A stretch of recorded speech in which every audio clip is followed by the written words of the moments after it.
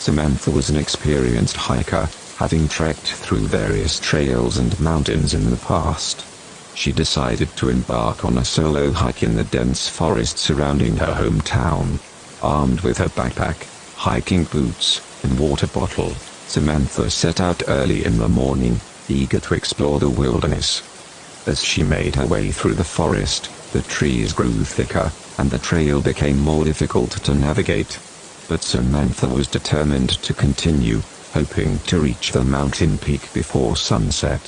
However, as the day progressed, she began to feel a sense of unease creeping up on her. The once peaceful and serene forest now felt ominous and threatening. The birds had stopped chirping, and the leaves rustled as if something was lurking behind them. Samantha's heart began to race, and she picked up her pace, hoping to reach a clearing soon. But suddenly, she stumbled upon a strange object on the ground. It was a tattered book with strange symbols etched on its cover. Curiosity getting the best of her, Samantha opened the book, only to find that its pages were filled with dark and disturbing stories of unspeakable horrors. As she continued on her journey, she couldn't shake the feeling that something was watching her from the shadows. The forest grew darker, and the trees seemed to close in on her, making it difficult to see where she was going. Suddenly, she heard strange whispers and murmurs in the distance, but she couldn't make out what they were saying. Panic set in, and Samantha began to run blindly, not knowing where she was going. She stumbled and fell, hitting her head on a rock. When she woke up, she found herself surrounded by strange symbols etched in the dirt. She realized with horror that she was in the middle of a ritualistic circle. She tried to get up and run, but her body felt heavy and unresponsive. She looked down and saw a strange spider crawling up her leg, its venomous bite causing her to lose control of her body. She realized too late that the book she had found was a cursed artifact, and the forest was home to an ancient evil that had claimed her as its latest victim. Samantha's screams echoed through the forest, but there was no one around to hear her. She was doomed to spend eternity trapped in the cursed forest, forever under the control of the malevolent entity that had claimed her soul. Once upon a time, there was a house at the end of a quiet street that everyone in the neighborhood was curious about. The house was old and run down, with overgrown weeds and a rusted fence surrounding it. The neighbors had never seen the owner, but they knew someone was living there because the lights would flicker on and off at hours of the night.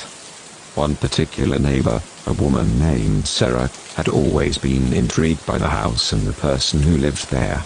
She often caught herself staring at the house, wondering about the mysterious occupant. But one day, her curiosity turned to fear when she began to notice strange occurrences happening around her own house. At first, it was small things, a misplaced item or an unfamiliar sound. But then, she started to notice the creepy neighbor staring at her from his window. He would never speak to her, but his gaze made her skin crawl. As time went on, the strange occurrences became more frequent and intense. Sarah's belongings would be moved around, and she would hear footsteps outside her bedroom window at night. She knew it had to be the creepy neighbor, but she couldn't prove it. One night, Sarah decided to take matters into her own hands. She put on her brave face and knocked on the neighbor's door, determined to confront him about the strange occurrences. But when he opened the door, she was met with a terrifying sight. The neighbor's face was twisted and grotesque, with sunken eyes and rotting teeth. He hissed at her like an animal and slammed the door shut. From that night on, Sarah was plagued by nightmares of the creepy neighbor, and the strange occurrences continued. She knew she had to leave the neighborhood before it was too late. She packed up her belongings and moved away, never looking back. But even in her new home, Sarah couldn't shake the feeling that the creepy neighbor was still watching her, waiting for the perfect moment to strike. Once a bustling and thriving town, it had become a place of fear and dread. The reason for this was the haunting. No one knew when it started, but it was there. People talked in hushed tones about it, afraid that they would attract its attention. It all began with a strange sound. A low hum that could be heard coming from the center of town. It was soft at first, barely noticeable, but it grew louder with each passing day until it was an all-encompassing roar. Some said it was the sound of souls trapped in purgatory, others claimed it was the sound of the devil himself. People started to leave the town, afraid of what was happening. They would pack up their belongings and leave at night, hoping to avoid whatever was causing the sound. Those who stayed behind locked themselves in their homes, praying that it would pass. The nights were the worst. Shadows moved in the darkness, and whispers could be heard on the wind. The few brave souls who dared to venture out reported seeing ghostly apparitions lurking in the streets. Some claimed to have seen a woman in white, floating down the street, her hair wild and tangled. As the days turned into weeks, the town became deserted.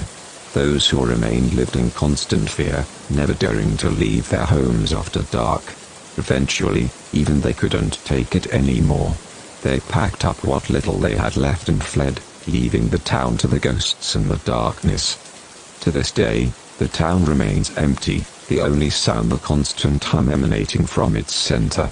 Some say that the ghosts still haunt the town, while others claim that it's something much worse. Whatever it is, no one dares to go back and find out. The town is a place of fear and darkness, a place where the living dare not tread.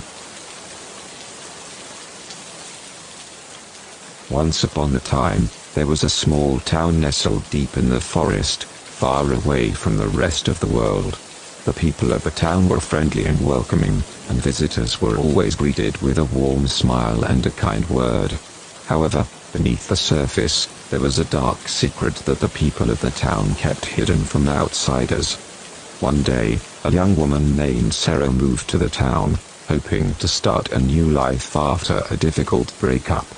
She quickly fell in love with the picturesque surroundings and the friendly locals, but as time passed, she began to notice strange things happening.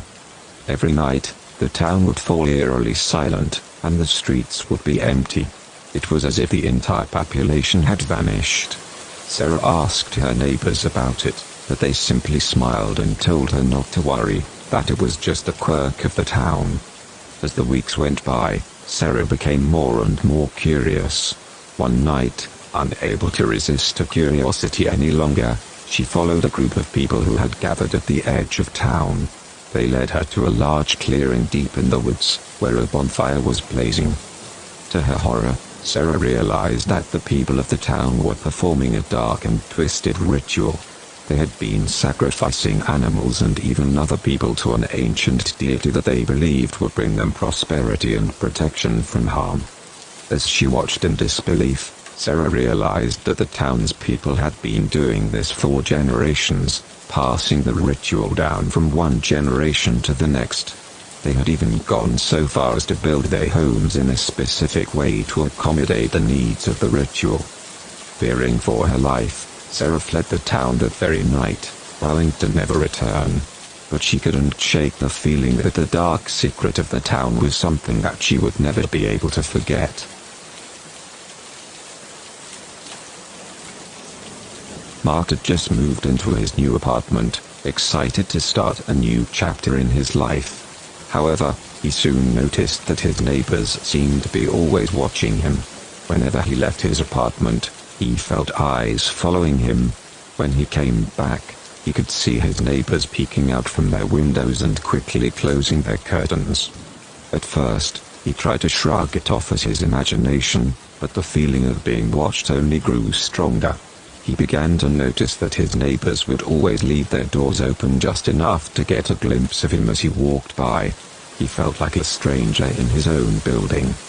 One day, as he was leaving his apartment, he noticed that his neighbor across the hall was staring at him with a blank expression. Mark tried to ignore it and kept walking, but he could feel the neighbor's eyes on his back. Suddenly, he heard a loud crash behind him, and turned around to see that the neighbor's door had slammed shut. Mark decided that he needed to find out what was going on. He tried to talk to his neighbors, but they all seemed evasive and unwilling to speak to him. He even went to the building manager, but he just shrugged and said that some people were just like that. As the days passed, Mark's paranoia grew. He began to notice strange noises coming from his neighbors' apartments at night, like someone was shuffling around or whispering. He could hear footsteps in the hallway outside his apartment, even when he knew no one was there. One night, Mark decided to confront his neighbors. He went door to door, knocking and asking if anyone knew why they were all acting so strangely, but no one answered. It was as if the entire building was empty.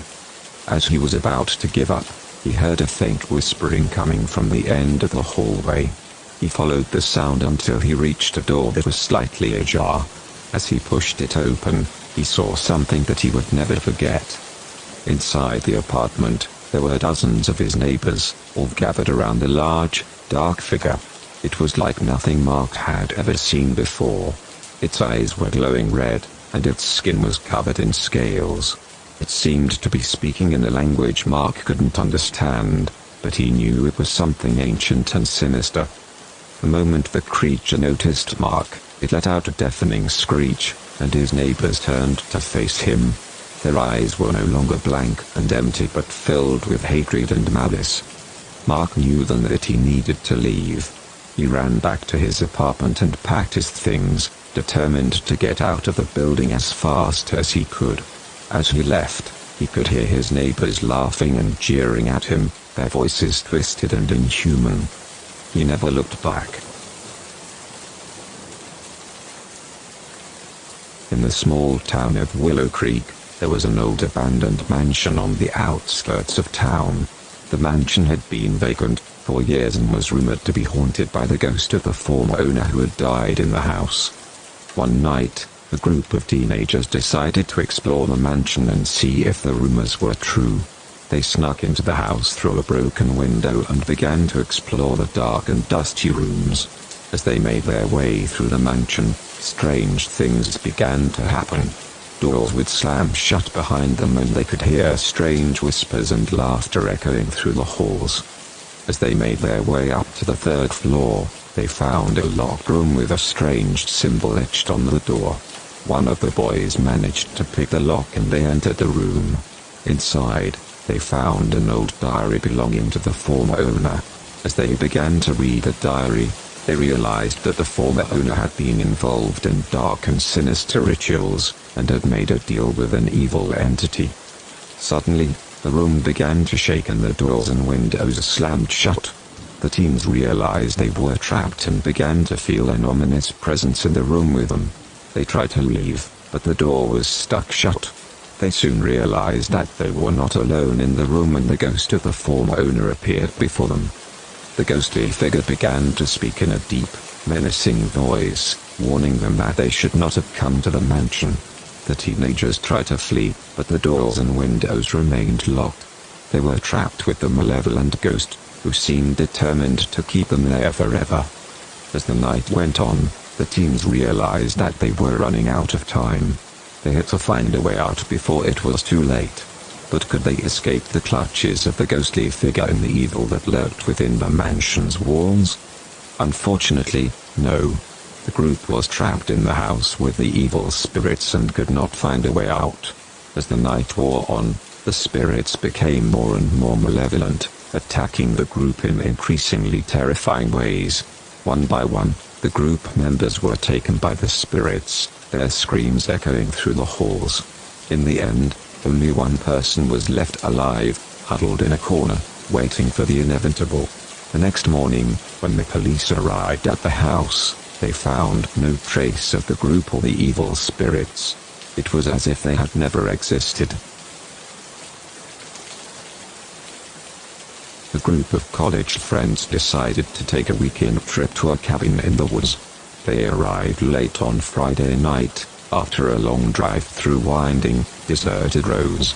The cabin was old and creaky, but it was cozy enough for them to settle in for the night. As the night went on, strange things started happening. One of the friends claimed to have seen a figure moving outside the window, but when they checked, there was nobody there. Another friend heard strange noises coming from the attic, but when they went to investigate, they found nothing. As the hours passed, the friends began to feel increasingly uneasy. They tried to ignore the strange occurrences, but they couldn't shake the feeling that they were being watched. Finally, in the middle of the night, they heard a loud banging on the front door. They huddled together in fear, wondering who could be trying to get in. When they cautiously opened the door, they found nobody there. But as they looked around, they realized that the woods outside were eerily silent, and the only sound was the rustling of leaves in the wind. Suddenly, the power went out, leaving them in complete darkness. They stumbled around, searching for flashlights and candles, when they heard a faint whispering in the distance. The whispering grew louder and louder, until it sounded like a chorus of voices, all speaking in unison. The friends were now terrified and decided they needed to leave the cabin immediately. They grabbed their belongings and ran outside, only to find that the woods were alive with movement. They were surrounded by a horde of ghostly figures, all whispering in unison and reaching out with bony fingers. The friends screamed and tried to run, but they were quickly overtaken by the creatures. They were never seen or heard from again, and the cabin in the woods remained abandoned, a dark and haunted place, forever. Once there was a young man named Jack who had always been selfish and focused only on himself. He had a wife and a young son, but he neglected them both and spent all of his time chasing his own pleasures. One day, Jack's wife had enough and left with their son, leaving Jack alone. At first, Jack didn't care much. He thought he was better off without them, but as the days passed, he began to feel a sense of loneliness that he had never experienced before. One night, he had a dream where he saw his wife and son, but they were not a happy family that he remembered. They were pale, lifeless, and seemed to be staring at him with accusing eyes. Jack woke up in a cold sweat, but he tried to shake it off and go back to sleep. But every night after that, he had the same dream, and it felt more and more real each time. He could hear their voices calling out to him, asking him why he had abandoned them, why he had been so selfish. Soon, the nightmares began to bleed into his waking life. Everywhere he went, he saw glimpses of his wife and son, but they were always just out of reach. He heard their voices calling out to him, and he could feel their cold, accusing stares on the back of his neck. Jack couldn't take it anymore. He sought the help of a therapist, but nothing seemed to work.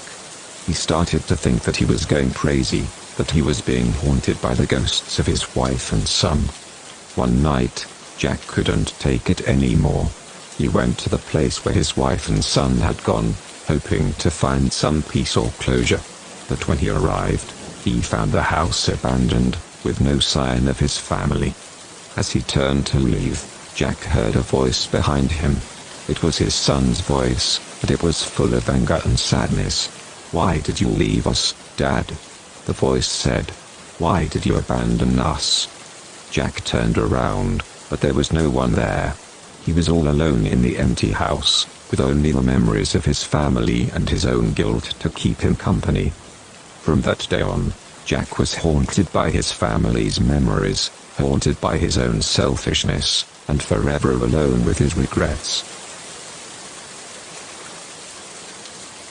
Once there was a young man named Ryan, who had a troubled childhood. He was constantly getting into trouble at school and at home. His mother, Sarah, tried her best to discipline him in a fair and normal way, but Ryan would always lash out and become violent. As Ryan grew older, his behavior only got worse. He began to display psychotic tendencies, and his anger towards his mother only increased. One day, after Sarah had punished him for his behavior, Ryan snapped. He flew into a rage and attacked his mother, leaving her battered and bruised on the floor.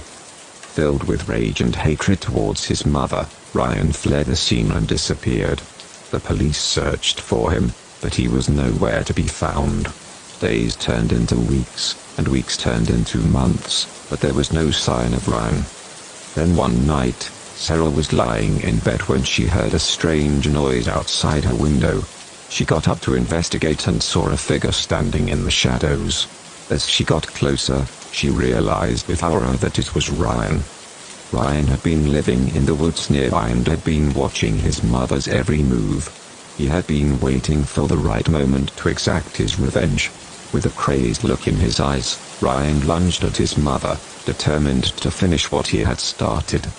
But Sarah was not going to go down without a fight. She fought back with all her strength, but Ryan was too strong. Just when all hope seemed lost, Sarah managed to grab a nearby candlestick and struck Ryan over the head, knocking him unconscious. As the police arrived, they found Ryan lying motionless on the floor. He was taken into custody and charged with attempted murder.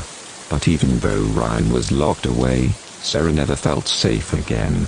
Every night she was haunted by nightmares of her son coming back to finish what he had started, and the memory of that night would stay with her forever. There was once a small, isolated village nestled deep in the forest. The villagers were known for their strange rituals and peculiar beliefs, but outsiders rarely visited, so the villagers were left to their own devices. One day, a group of travelers stumbled upon the village and decided to stay the night. As they settled in, they couldn't shake the feeling that something was off about the village. They heard strange noises at night, and the villagers seemed to stare at them with an eerie intensity. The next morning, one of the travelers went missing. The remaining members of the group searched the village for their friend but found no trace of him. As night fell, they became increasingly uneasy, feeling as though they were being watched from the shadows. In a moment of desperation, the group decided to break into one of the village's mysterious buildings. What they found inside was beyond their wildest nightmares, a room filled with human bones and ritualistic objects.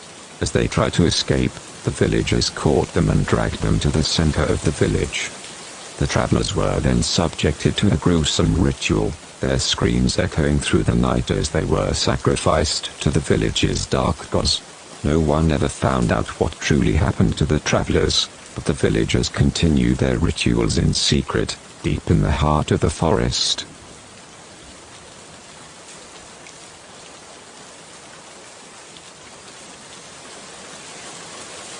Once upon a time, there was a small town nestled in a valley surrounded by dense forests. The townspeople were a close-knit community, but they had a dark secret. Every year, on the night of the harvest moon, they would gather in the woods and perform a ritual sacrifice to appease a malevolent entity that they believed lived in the forest. One year, a group of travelers passing through the town stumbled upon the ritual and were horrified by what they saw. They decided to report the townspeople to the authorities, but when the authorities arrived, there was no evidence of any wrongdoing. The travelers were forced to leave the town, but they couldn't shake the feeling that something was off. They returned to the town a few weeks later, determined to uncover the truth. As they were walking through the woods, they heard a strange chanting coming from a nearby clearing. Curiosity got the better of them, and they cautiously made their way towards the sound. As they approached the clearing, they saw a group of townspeople gathered around a fire, performing the ritual sacrifice once again. But this time, something was different. The entity they were sacrificing to had awoken and was hungry for more than just a single sacrifice. It began to chase after the townspeople, who scattered in terror. The travelers tried to run, but they soon found themselves surrounded by the entity's minions, who dragged them back to the clearing to be sacrificed. The travelers never made it out of the woods alive, and the town's dark secret remained hidden for many years. But to this day, people say that on the night of the harvest moon, you can still hear the faint sounds of chanting coming from the woods, and some say they've even caught a glimpse of the malevolent entity lurking among the trees. In a small village nestled in the mountains, there was an old house that sat on the edge of town. It was said that the house was cursed, and that whoever entered it would never return. Despite the rumors, a group of curious teenagers decided to investigate the house. They gathered at the foot of the mountain, and began a climb to the old house. As they approached the house, they noticed that the air grew colder and the atmosphere became increasingly ominous. When they reached the house, they found that it was in a state of disrepair and neglect. The front door was boarded up, so they had to climb in through a window. Once inside, they found that the house was filled with old furniture, cobwebs, and dust. They began to explore the house, but soon found that something was wrong. The doors and windows began to slam shut, the furniture moved on its own, and ghostly apparitions appeared in the hallways. Terrified, the teenagers tried to leave the house, but they found that the doors and windows were now locked. They were trapped inside the cursed house. As the night went on, the ghosts grew more and more aggressive, and the teenagers began to realize that they were not alone.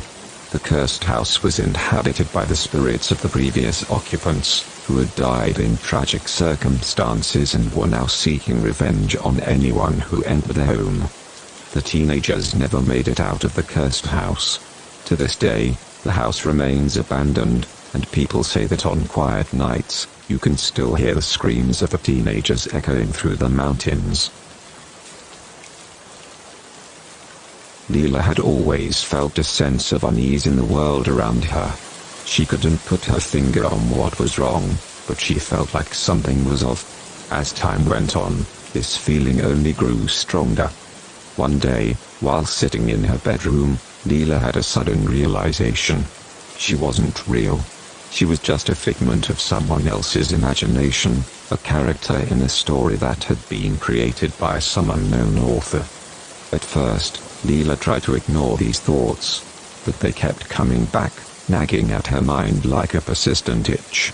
She began to scrutinize her surroundings, searching for any sign that would prove her wrong. But everything only seemed to confirm her fears. The people around her spoke in cliches and followed predictable patterns. They never seemed to have any lives outside of their interactions with her. The world around her was flat, lacking in depth and detail. It was like a poorly written novel. As Leela delved deeper into her own psyche, she began to unravel. Her grip on reality started to slip, and she found herself questioning everything she thought she knew. She became paranoid and afraid, convinced that her entire existence was just a cruel joke. Eventually, Leela couldn't take it anymore. She couldn't bear the thought of living in a world where she was nothing more than a fictional character. She decided to take matters into her own hands and end her own life, hoping that it would somehow free her from the confines of her imagined existence. But as she closed her eyes for the final time, Leela realized something terrifying. She had been wrong. She was real. She had always been real. The idea that she wasn't had been nothing more than a delusion, a product of her own overactive imagination. But it was too late. Leela had already taken her own life, and she would never get a chance to experience the real world she had been denying herself. The thought haunted her, even in death. There was a hotel in the heart of the city that had been abandoned for many years. The locals whispered about strange occurrences happening within its walls, and many believed that the hotel was haunted. One day, a group of friends decided to explore the abandoned hotel. They were looking for a thrill and thought it would be exciting to explore the supposedly haunted place. As they entered the hotel, they were immediately struck by the eerie atmosphere. The air was thick with dust, and the floors creaked under their feet. The wallpaper was peeling off the walls, and the furniture was covered in cobwebs. The friends decided to split up and explore different parts of the hotel. As they separated, they heard strange noises and saw mysterious shadows moving around the rooms. One of the friends found an old diary hidden in a dusty drawer. It belonged to a former hotel guest who had checked in but never checked out. The diary contained disturbing entries about how the guest had been tormented by a ghostly presence in his room. Suddenly, the friends heard a loud noise coming from the room upstairs. They ran to investigate and found a door that had been locked from the inside. When they finally managed to pry it open, they discovered a dark room with an old bed in the center. As they approached the bed, they saw a figure sitting on it, its back turned to them. When they called out to it, the figure slowly turned around, revealing a ghostly face that sent shivers down their spines. The ghostly figure started to speak, recounting its tragic story of how it had been murdered in the hotel many years ago. It said that it had been trapped in the hotel ever since, seeking revenge on those who had wronged it. The friends tried to flee, but the ghostly figure blocked their way, trapping them in the room. They were never seen or heard from again, and the hotel remained abandoned, its haunted rooms and corridors left to rot for all eternity. From that day on, locals refused to even pass by the hotel, fearing the restless ghost that lurked within its walls. The abandoned hotel remained a reminder of the terrifying and tragic events that had taken place there. There was a small antique shop on the outskirts of town that was rumored to be haunted. The shop was known for its unique and creepy collection of antique dolls, which had a reputation for being cursed. One day, a young couple stumbled upon the antique shop and were immediately drawn to the doll collection. Despite the warnings of the shopkeeper, they decided to purchase a doll and take it home with them. That night, the couple heard strange noises coming from the doll's room. They dismissed it as their imagination and went back to sleep. However, as the days passed, the noises grew louder and more frequent. One night, the couple was awoken by a chilling sound coming from the doll's room. When they entered, they saw that the doll was moving on its own, its lifeless eyes staring straight at them. The couple tried to throw the doll away, but it always managed to find its way back into their home. Each night, they were tormented by its haunting presence, and soon the couple realized that the doll was possessed by an evil spirit. Desperate to be rid of the doll, the couple returned to the antique shop and begged the shopkeeper to take it back.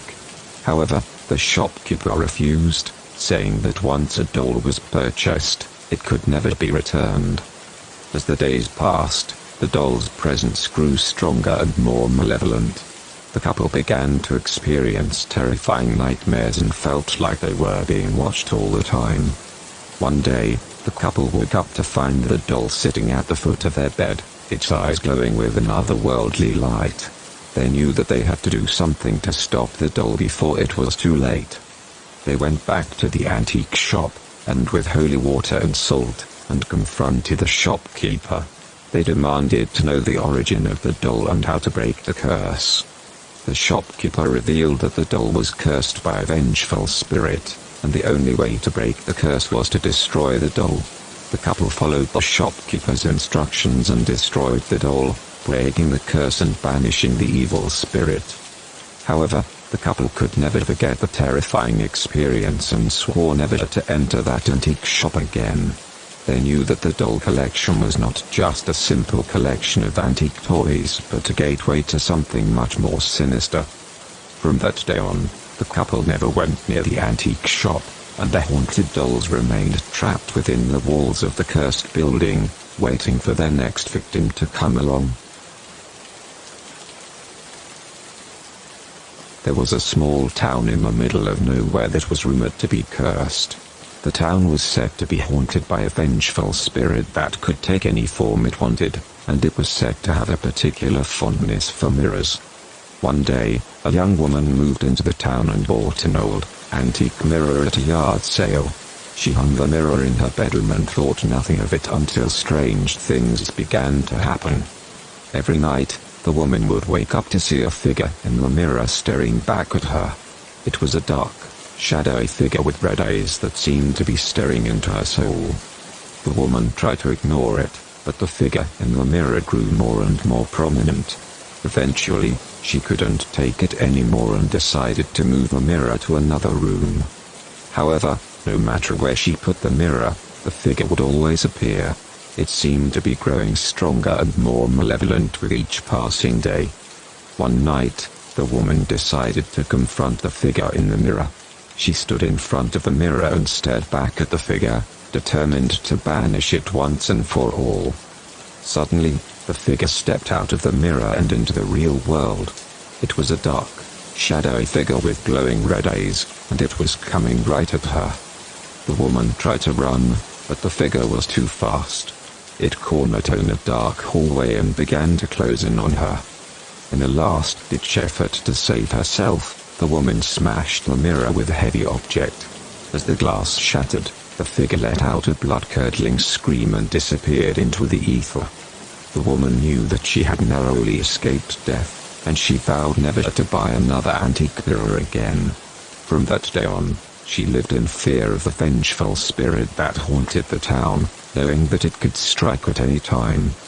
And as for the mirror, it remained shattered on the floor, its shards reflecting the dim light of the moon and the faint whispers of the vengeful spirit that still lingered in the air. It was a dark and stormy night, and the old mansion on the hill was said to be haunted. No one had lived in the house for years, but strange noises could be heard coming from inside. Some said that the ghost of the former owner, a wealthy but cruel man, still roamed the halls seeking revenge on those who wronged him. One night, a group of friends decided to investigate the mansion and see if the stories were true.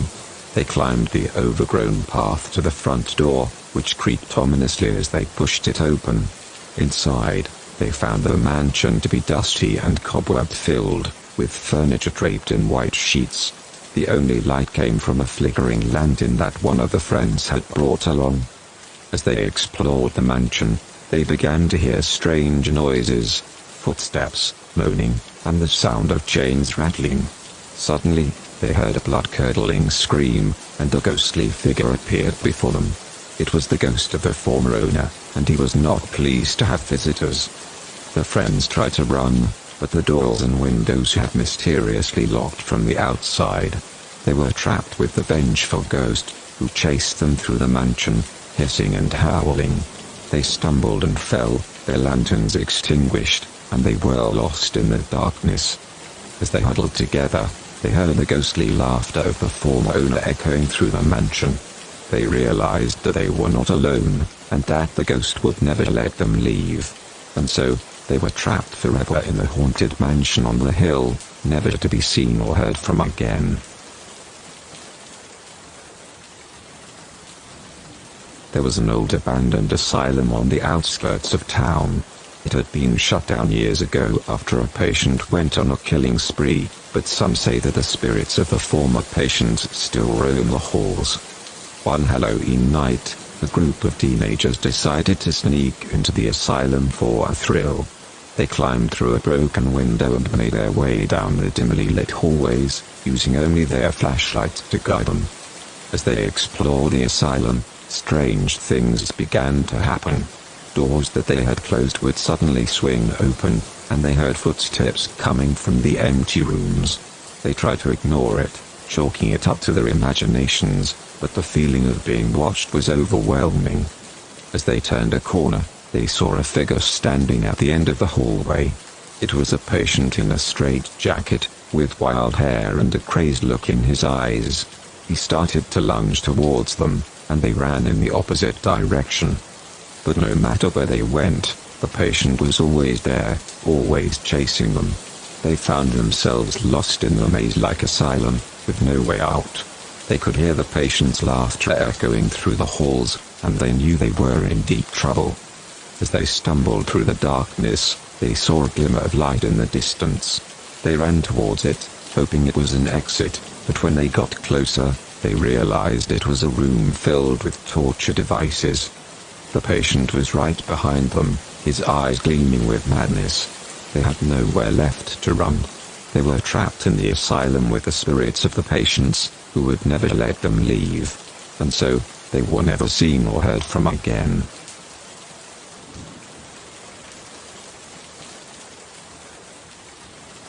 There was a small town surrounded by dense woods that was said to be cursed. Every night, the townspeople heard strange noises coming from the forest, and some claimed to have seen eerie figures lurking in the shadows. One day, a group of hikers decided to explore the woods, hoping to debunk the rumors of the curse. They set out early in the morning and soon found themselves surrounded by dense trees and overgrown brush. As they walked deeper into the woods, they began to feel uneasy. The trees seemed to close in on them, and the air grew thick with an eerie silence. Suddenly, they heard a blood-curdling scream, and they realized that they were no longer alone. They tried to run, but their path was blocked by an old abandoned cabin. The door was ajar, and they cautiously stepped inside. The cabin was musty and damp, with no sign of life. But as they searched for a way out, they realized that they were not alone. They heard footsteps and whispers coming from the shadows, and the feeling of being watched was overwhelming. They huddled together, trying to stay calm, but their fear was palpable. As the night wore on, the noises grew louder and more sinister. They heard a sound of scraping against the walls and a low growling coming from the darkness. And then, they saw it, a figure in the shadows, with glowing eyes and razor-sharp claws. They knew they had to leave the cabin, but the door was locked from the outside. They were trapped with the cursed figure, who would never let them leave. And so, they were lost forever in the dark woods, their fate sealed by the curse that haunted the town.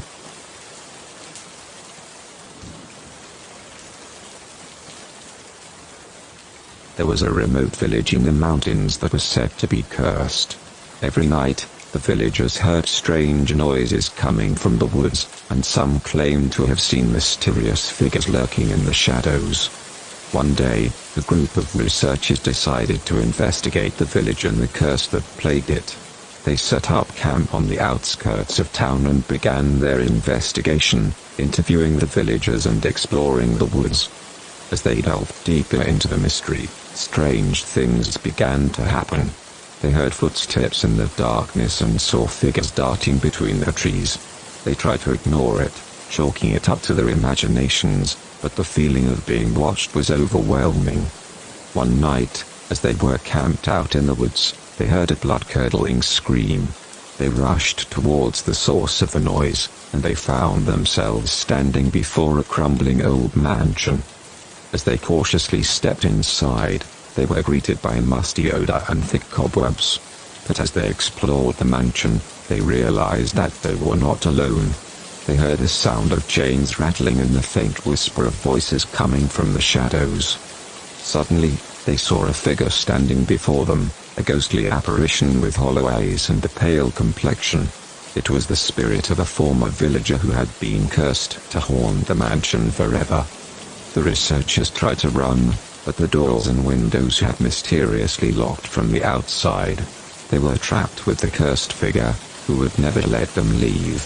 And so, they were lost forever in the haunted mansion, their fate sealed by the curse that plagued the village.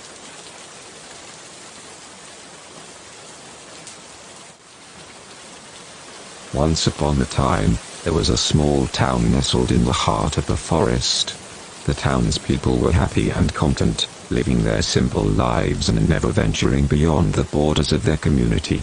However, one day, strange things began to happen. At first, it was just a feeling of unease that hung in the air. People reported seeing shadowy figures moving in the trees, and strange noises could be heard at night. Then, one by one, the townspeople began to disappear. No one knew what was happening or where the missing people had gone. The remaining residents of the town were paralyzed with fear, and no one dared to leave their homes after dark. Eventually, a group of brave souls decided to investigate.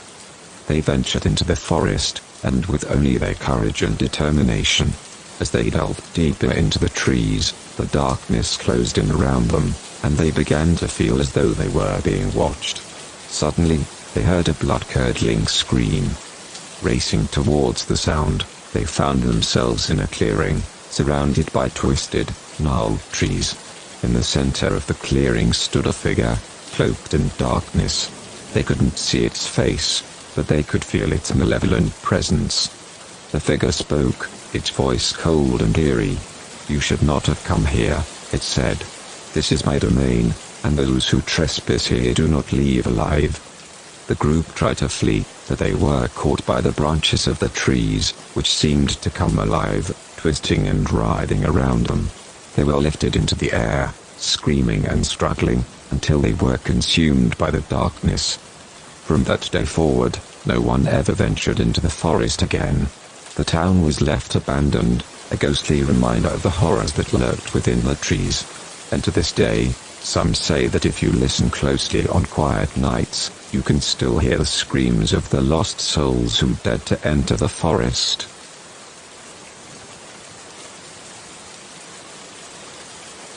In a small town, there was a house that stood abandoned for many years. Locals whispered stories of strange occurrences and the eerie sounds that emanated from the property. Many believed it was haunted by the ghost of the previous owner, who had died under mysterious circumstances.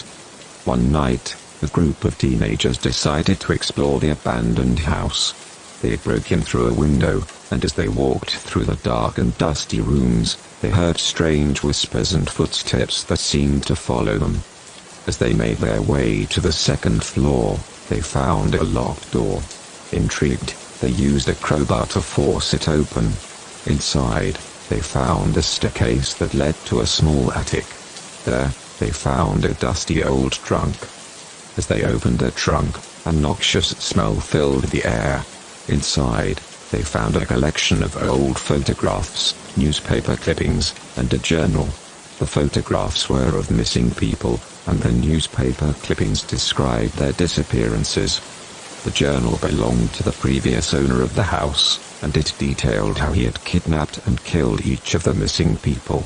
As the teenagers read through the gruesome details, they suddenly heard a chilling laugh, and the door slammed shut behind them. In the darkness, they could hear footsteps coming closer and closer. Then, a figure appeared before them, with a twisted, contorted face. It was the ghost of the previous owner, and he had come to claim new victims. The teenagers tried to run, but the ghostly figure was too quick. One by one, they were dragged into the darkness, screaming and pleading for mercy. The house was silent once more, except for the sound of the ghostly laughter that echoed through the halls. From that day on, the house remained abandoned. Locals whispered about the horrors that lurked within, and no one dared to enter its doors ever again.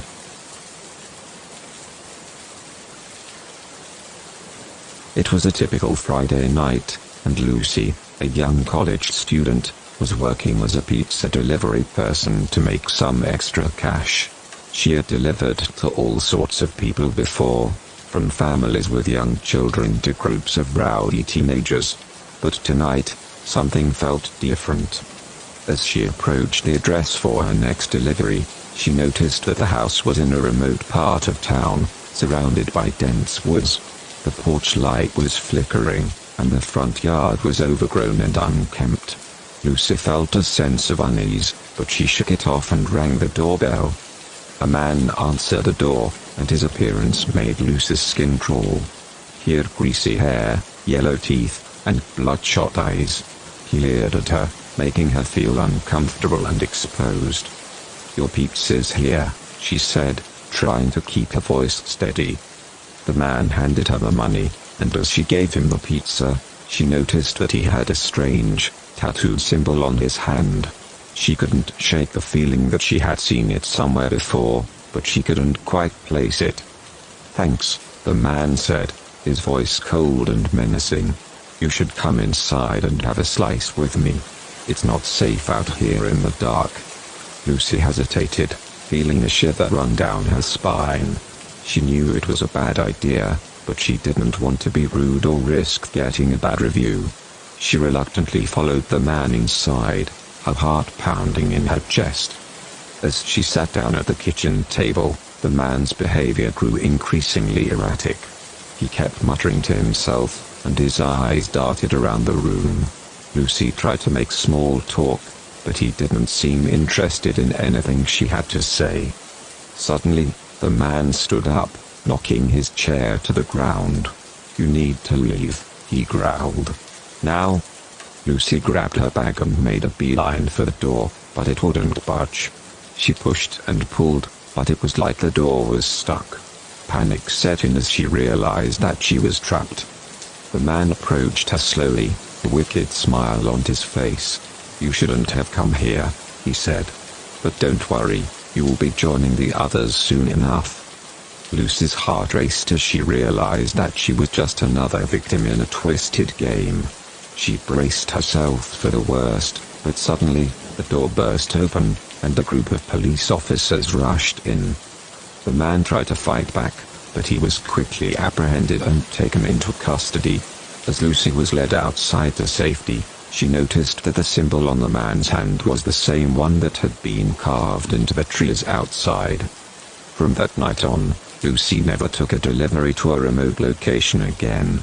She realized that there were some places that were better left unexplored, and some people who were too dangerous to encounter. Michael had always been a bit of a recluse.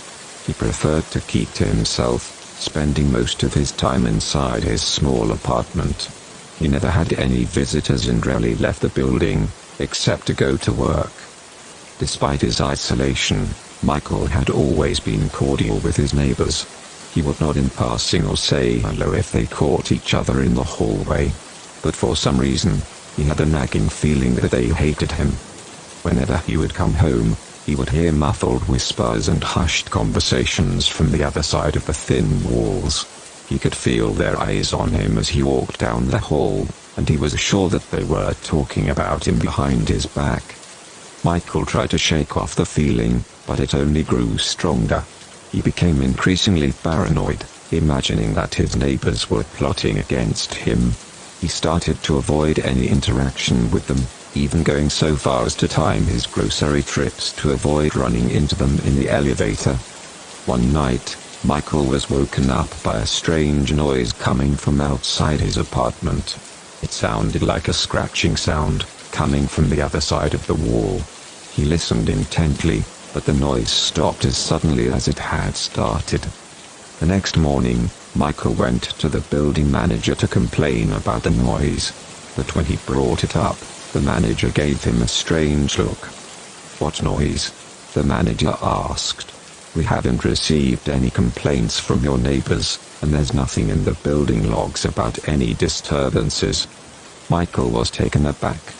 He had been so sure that a noise was coming from his neighbor's apartment, but now he wasn't so sure.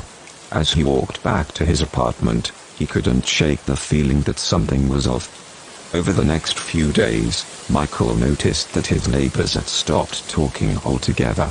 Whenever he walked by, they would go silent, their eyes following him as he passed. He tried to ignore it, but he couldn't shake the feeling that something was wrong. One night, Michael heard the scratching noise again. This time, it was louder and more persistent. He followed the sound to the wall that separated his apartment from his neighbors and put his ear to it. What he heard made his blood run cold. It was a voice, whispering his name over and over again.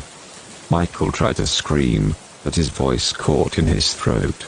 He stumbled back, tripping over his own feet and falling to the ground. When he looked up, he saw that his neighbors had gathered outside his apartment, their eyes wide with fear. "We tried to warn you," one of them said, her voice shaking. "We tried to tell you that you weren't safe here, but you wouldn't listen." Michael didn't know what to say. He had no idea what they were talking about, but he knew that he needed to get out of there. He grabbed his keys and bolted out of the door, never looking back. Years later, Michael still couldn't shake the feeling that he had narrowly escaped something unspeakable. He never found out what his neighbors had been talking about or why they had been so scared, but he knew that he had been lucky to get out alive.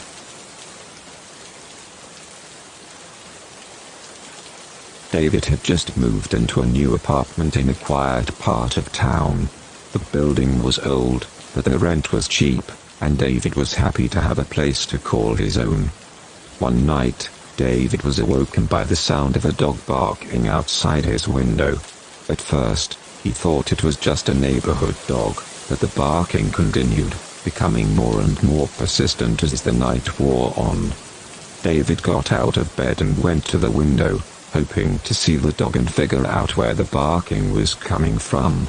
But when he looked out, there was no sign of the dog. The street was empty, and the only sound was the persistent barking that seemed to be coming from all around him. David went back to bed, but the barking continued. He tried to ignore it, but it was impossible. It was like the barking was inside his head, a constant, unrelenting sound that he couldn't escape. The next night, the barking started again.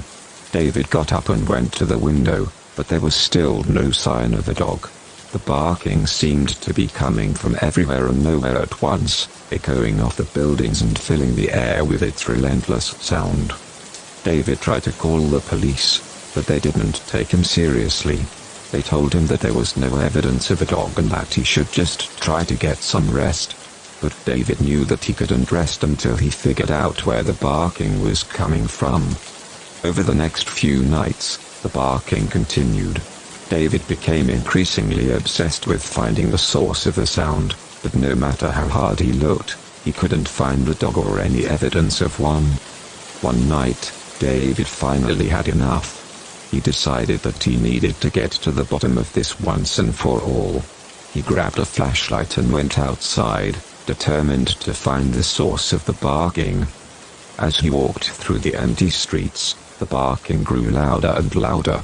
It was like the sound was closing in on him, surrounding him on all sides. He searched high and low, but there was no sign of the dog. Finally, David stopped in the middle of the street, exhausted and defeated. It was then that he heard a voice whispering in his ear. "Can't you hear me?" the voice said. "I've been barking all along." David spun around, but there was no one there. The barking continued, growing louder and more intense. David realized then that the barking wasn't coming from a dog at all, but from something much more sinister. He ran back to his apartment, locking the door behind him.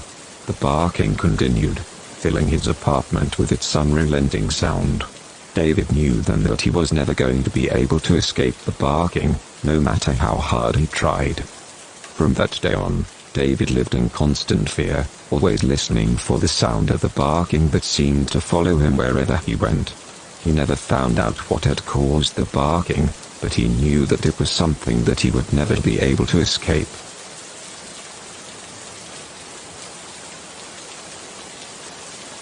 Mike was driving home from work late one afternoon when he saw a strange sight on the horizon. A funnel cloud was forming in front of him, right in his path. He couldn't believe his eyes. Mike had never seen a tornado before, but he knew that they were dangerous. He tried to turn his car around and find another way home, but it was too late. The tornado was moving quickly, and it was heading right for him. Mike stepped on the gas, hoping to outrun the tornado, but it was no use. The tornado was getting closer and closer, and it was only a matter of time before it caught up to him.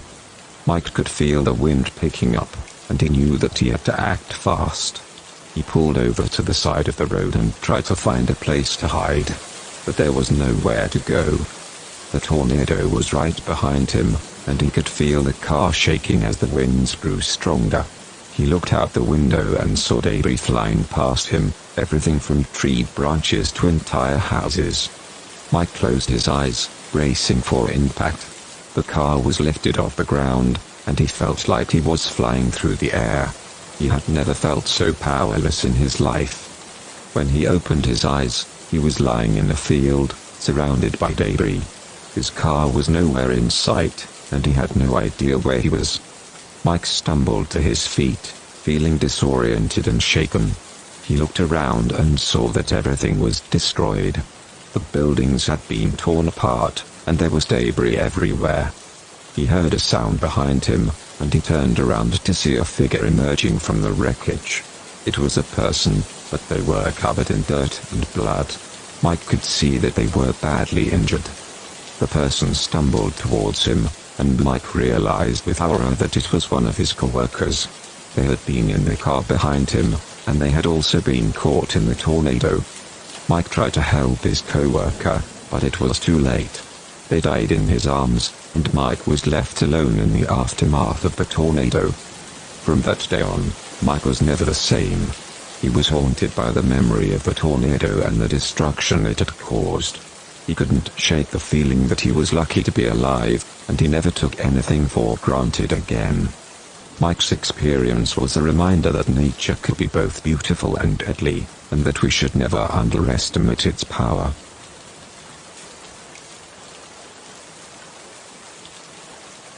Once there was a man named John who lived a normal life. He had a job, a family, and a home. One day, he started to feel like something was off. He couldn't quite put his finger on it, but he felt like he was living in a dream. As time went on, John started to have strange experiences. He would see people and places that he didn't recognize, and sometimes he would even catch glimpses of himself doing things that he didn't remember doing. The more he thought about it, the more he started to realize that he might not be real. Maybe he was just a figment of someone else's imagination, a character in a story that someone else was writing. John tried to ignore these thoughts, but they wouldn't go away. He started to feel like he was losing his grip on reality.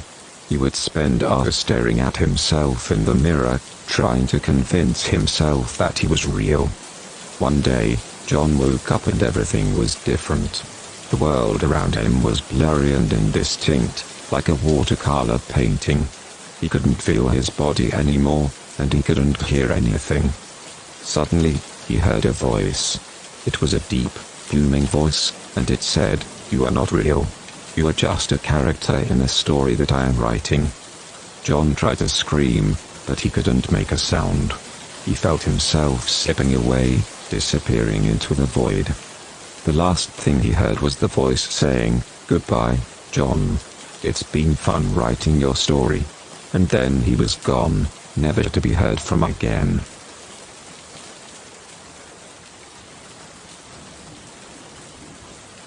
One morning, a man named Alex woke up in a strange place. He looked around and saw that he was in a room that he didn't recognize.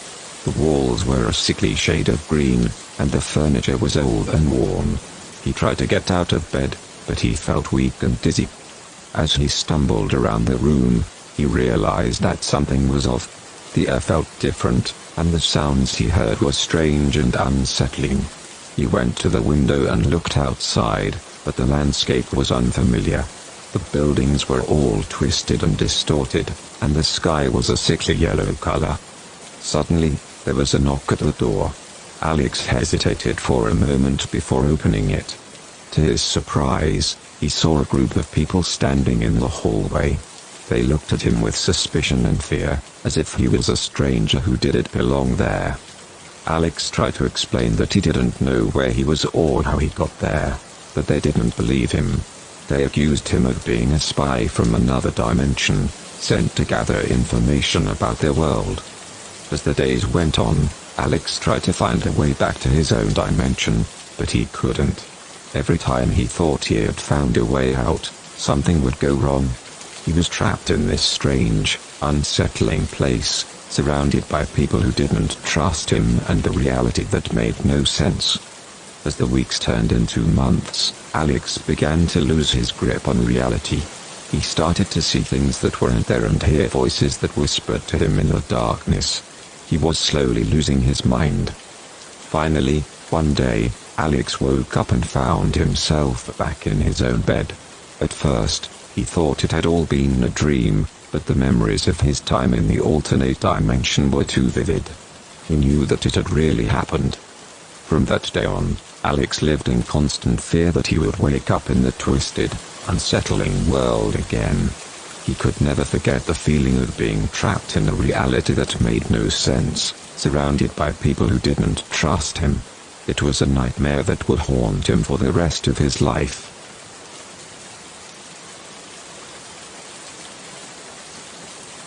Emily was a college student studying psychology. One day, a professor assigned a research paper on the topic of dreams. Emily was excited to dive into the project. as she had always been fascinated by the mysterious workings of the human mind. But as she started to research the topic, Emily began to experience strange things. She would have vivid, terrifying dreams that she couldn't shake off. In the dreams, she was being chased by a shadowy figure, and no matter how fast she ran, it would always catch up to her. At first, Emily thought it was just a coincidence. But as the days went on, the dreams became more frequent and more intense. She started to feel like she was being watched, like there was someone or something lurking in the shadows, waiting for her. One night, Emily woke up in a cold sweat. She had just had the most vivid, terrifying dream yet. She stumbled to the bathroom and looked in the mirror, but what she saw made her scream. Her reflection was twisted and distorted, like something out of a nightmare. The eyes were black pits, the mouth was a gaping hole, and the skin was pale and clammy. She couldn't believe what she was seeing. Emily tried to calm down, but the nightmares only grew worse. She would wake up in a cold sweat, unable to shake off the feeling that something was watching her. She started to skip classes and spend all her time indoors, too afraid to go outside. One day, Emily received a package in the mail. It was a small, old-fashioned music box, with intricate carvings on the lid. She had no idea who had sent it or why, but when she opened it, she heard a haunting melody. As the music played, Emily felt her mind slip away. She was no longer in her dorm room, but in a dark, twisted world where the shadowy figure was waiting for her. She tried to run, but it was no use. The figure caught up to her and dragged her into the darkness. When Emily woke up, she was back in her dorm room, but something had changed. She could hear the haunting melody of the music box playing in the distance, and she knew that the nightmare was far from over.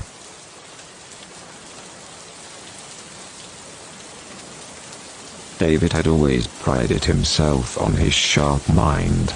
He was a successful businessman, a devoted husband, and a loving father. But one day, things started to change. It began with small things, like forgetting where he had left his keys or struggling to remember a colleague's name.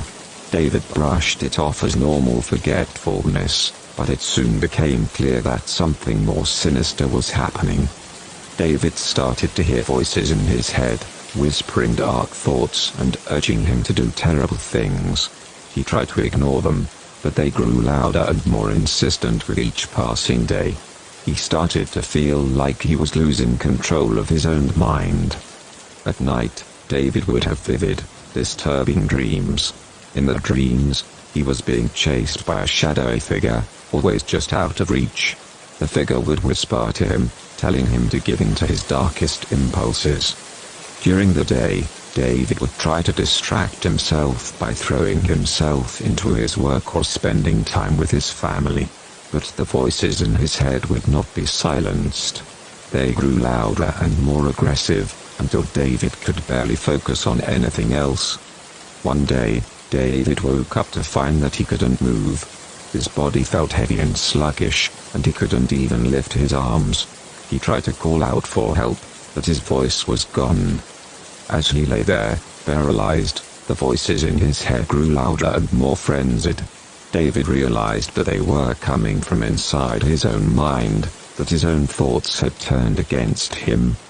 In the days that followed, David's condition only grew worse. He was trapped inside his own body, unable to move or speak, while the voices in his head tormented him relentlessly.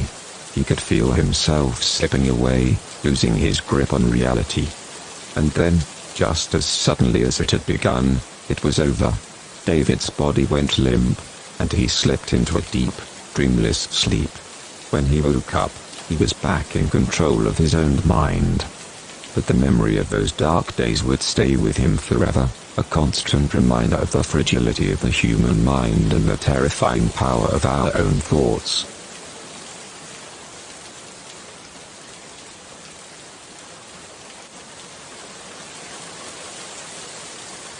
Sarah was a college student who loved to explore old, abandoned buildings. She had heard rumors of a haunted asylum on the outskirts of town, and she couldn't resist the urge to check it out. Sarah arrived at the asylum late at night, and with only a flashlight and a sense of adventure, she crept through the dark hallways, feeling her heart racing with excitement and fear. As she explored the building, Sarah heard strange noises echoing through the halls.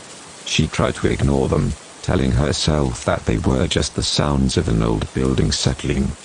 But the noises grew louder and more persistent.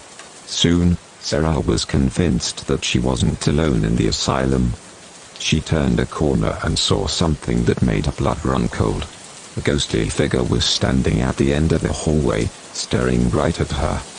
Sarah froze, too scared to move. The figure started to move towards her, its eyes fixed on her like it was searching for something. Sarah tried to run, but her legs felt like they were made of lead. She stumbled and fell, scraping her knee on the rough concrete floor. The figure was getting closer and closer, and Sarah knew that she was out of options. She closed her eyes and braced for impact, waiting for the ghost to reach her. But when she opened her eyes, the figure was gone. Sarah was alone in the hallway, with nothing but the sound of her own breathing to keep her company. She slowly got to her feet and started to make her way back towards the exit.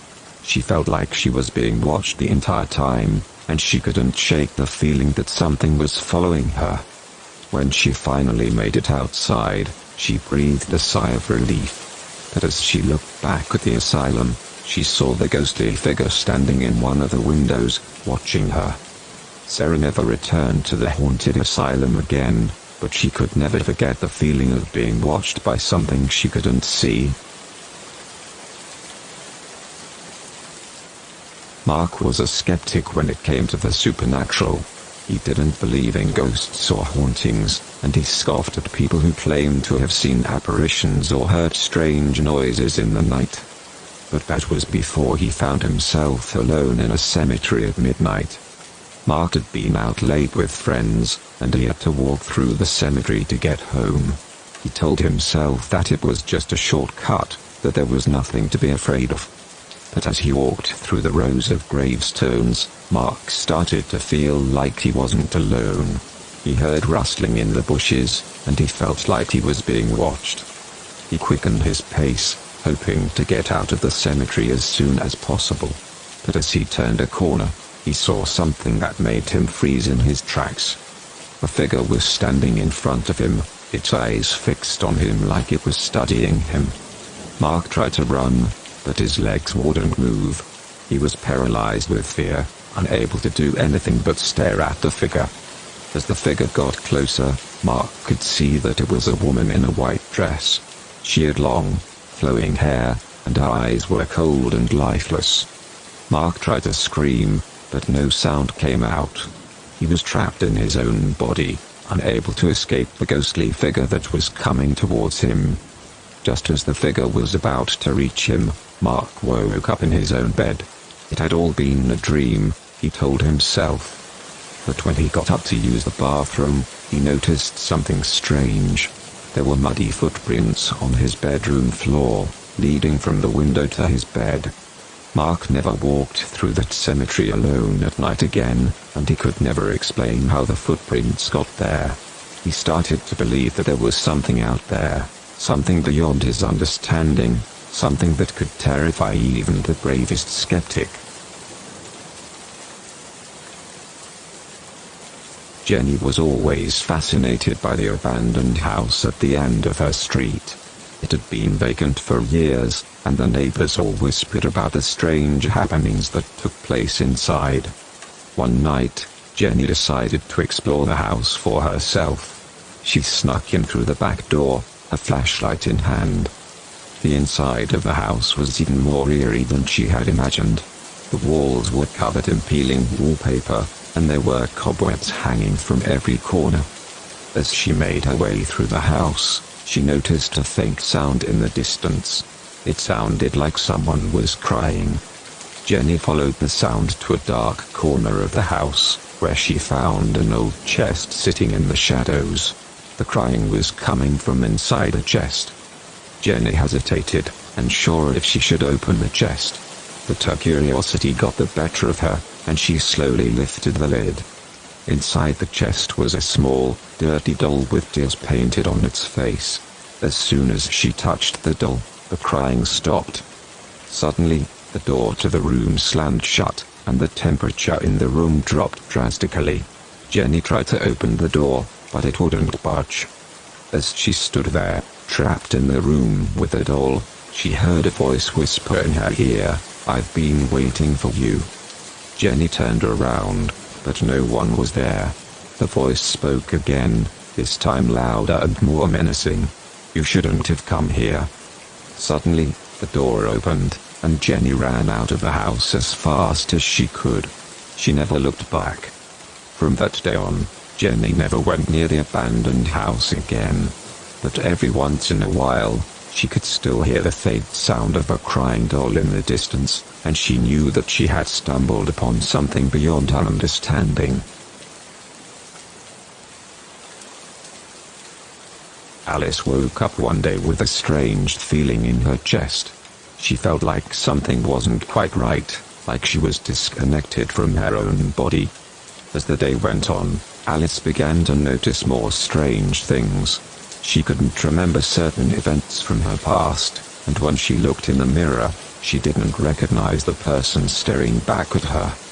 The more she thought about it, the more convinced she became that she wasn't real. She felt like she was just a character in a story, a figment of someone else's imagination.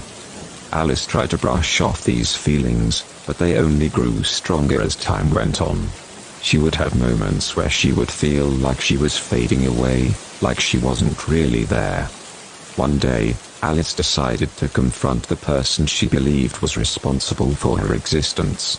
She searched high and low, but she couldn't find anyone who would admit to creating her. Desperate for answers, Alice began to spiral out of control. She stopped eating and sleeping, convinced that if she did, she would disappear completely. As she lay in bed one night, feeling like she was about to disappear into nothingness, Alice heard a voice in her head. It was a voice she didn't recognize, but it spoke with such authority that she couldn't ignore it. "You are not real," the voice said. "You are nothing but a character in someone else's story. And like all characters, your time is up." With those words, Alice vanished into thin air, leaving behind nothing but a faint memory in the mind of a creator. John had hit rock bottom. His life had spiraled out of control, and he was left with nothing but regret and guilt. He had made mistakes, terrible mistakes, and he knew he could never make things right. One night, as he lay in bed, consumed by his thoughts, John began to pray. He prayed to God for forgiveness, for a second chance to make things right. He begged for a sign that he was not alone, that there was still hope for him. But his prayers were met with silence. And then, something else. John started to hear strange noises in his house at night. Scratching at his door, whispering in his ear, and footsteps that seemed to follow him wherever he went. He began to have horrific nightmares, where he was tormented by demons and forced to confront his worst fears. The more John prayed, the worse it got. He felt as if he was being punished, as if his past sins were being brought to the forefront and amplified. He felt like he was drowning in his own darkness, and there was no one there to save him. Desperate, John sought out the help of a priest. But even the holy man was unable to rid him of the demons that haunted him. In fact, it only seemed to make things worse. John started to see visions of the priest, twisted and contorted, with black eyes and a twisted grin. He would wake up screaming, convinced that he was being attacked by supernatural forces. As the days went by, John's grip on reality began to slip. He stopped sleeping, stopped eating, stopped leaving his house. He became a recluse, trapped in his own personal hell. And then, one night, John had a revelation. The demons weren't real. They were just a manifestation of his own guilt and self-loathing. They were a reflection of the darkness within him that he had been trying so desperately to escape. With this realization, John was finally able to confront his past and find a way to move forward. He started attending therapy, working through his issues, and slowly but surely, he began to rebuild his life. But the nightmares never really went away, and John was always haunted by the memory of the demons that he had conjured up in his own mind. He knew that he would never truly be free from his own darkness, but he was finally able to come to terms with it and live a more peaceful life. Amy had always been afraid of the dark. As a child, she would never go to bed without a nightlight, and even as an adult, she would sometimes leave a hallway light on when she went to sleep. One night, Amy woke up in the middle of the night to find that the power had gone out. She fumbled for her phone to use as a flashlight, but it was dead. She was alone in the darkness. At first, Amy tried to convince herself that everything was okay. She reminded herself that she was an adult now and there was nothing to be afraid of. But as time went on, she began to feel more and more uneasy.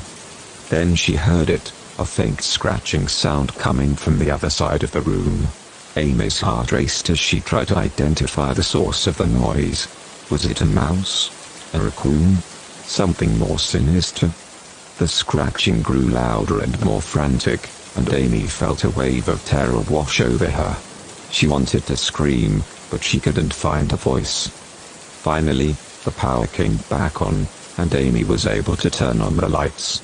She searched the room but found nothing out of place, no sign of any animal or intruder. But as she lay back down to go to sleep, Amy couldn't shake the feeling that something was watching her from the shadows. And as she drifted off into an uneasy sleep, she couldn't help but wonder if the darkness had unleashed something terrifying within her own mind.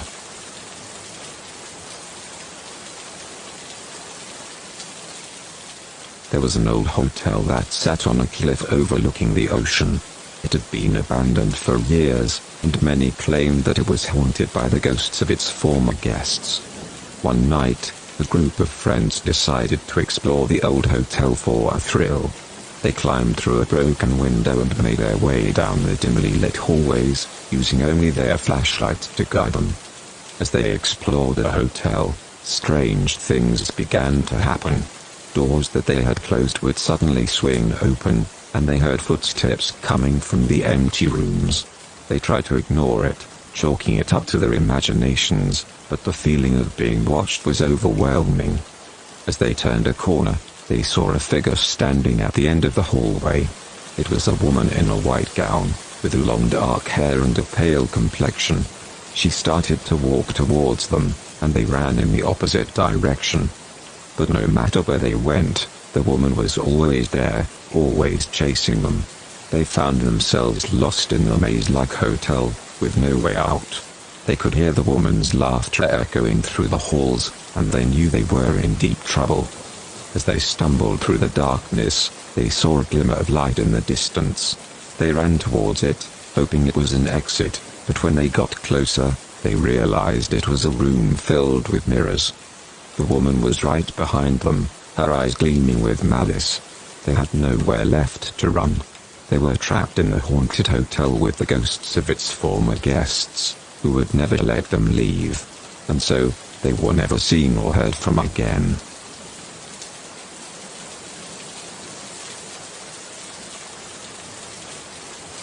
There was an old, isolated house on the outskirts of town that had been abandoned for years.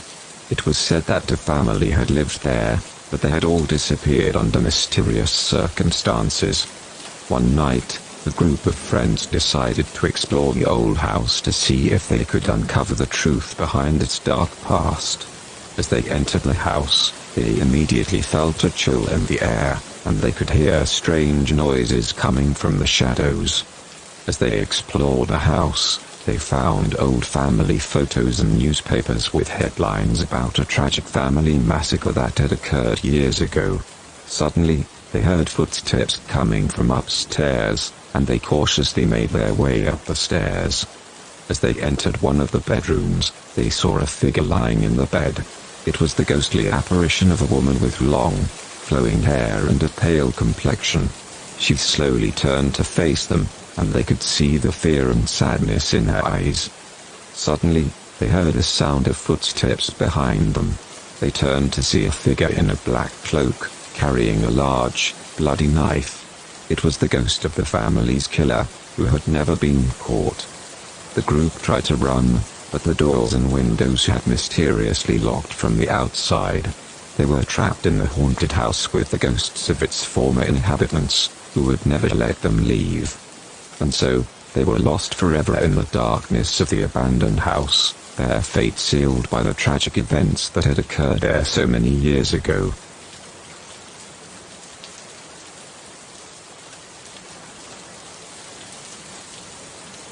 It was a dark and stormy night, and Emily was walking home from her friend's house. As she walked down the deserted street, she couldn't shake the feeling that she was being watched. She turned around, but there was no one there. She quickened her pace, and the feeling of being followed grew stronger. She turned around again, and this time, she saw a shadowy figure in the distance.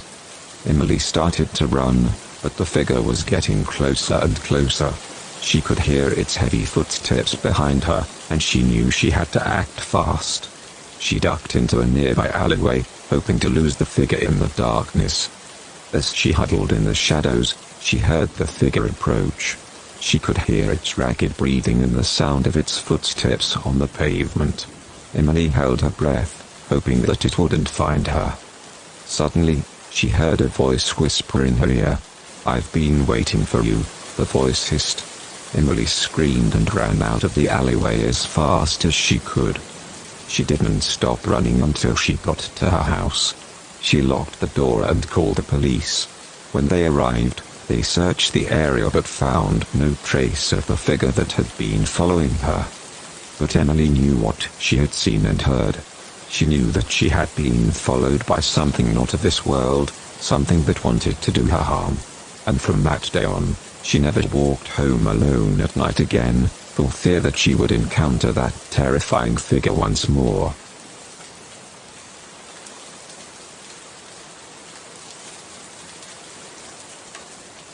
There was a small town in the middle of nowhere that was known for its strange happenings.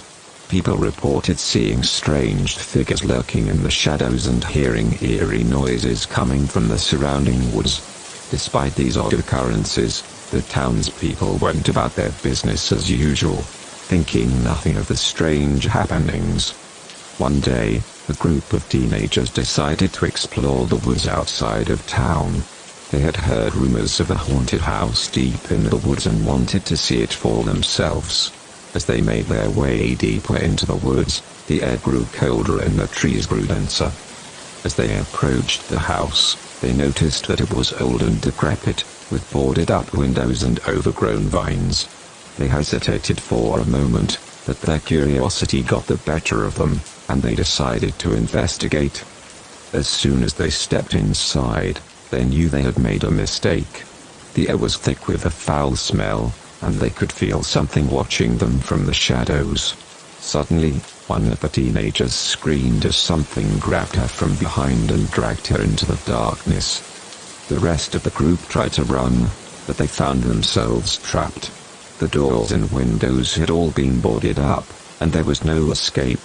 They huddled together in fear, waiting for whatever had taken their friend to come back for them. Hours passed, and they could hear strange noises coming from the darkness. They tried to ignore them, but their fear only grew stronger. Eventually, they heard footsteps approaching, and they braced themselves for the worst. But when the figure emerged from the darkness, they were shocked to see that it was not a monster or ghost, but a human. He was old and haggard, with a wild look in his eyes. He explained to them that he had been living in the house for years, hiding from the outside world. The teenagers were terrified, but the old man seemed harmless enough, and they were relieved to be rescued from the darkness. As they made their way back to town, They couldn't shake the feeling that something was still watching them from the shadows. They knew they would never forget their harrowing experience in the haunted house.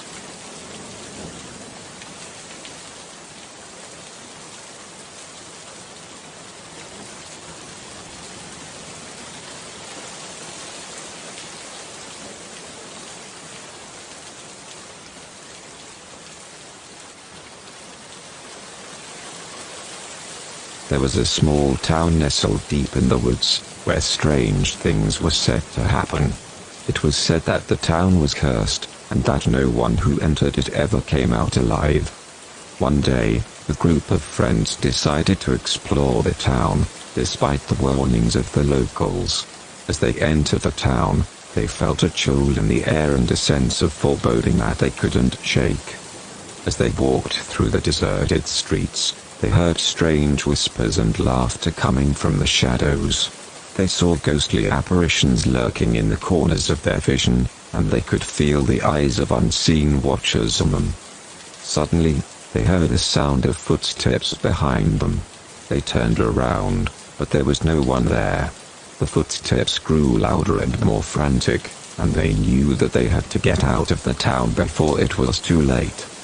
They started to run, but they couldn't seem to find a way out.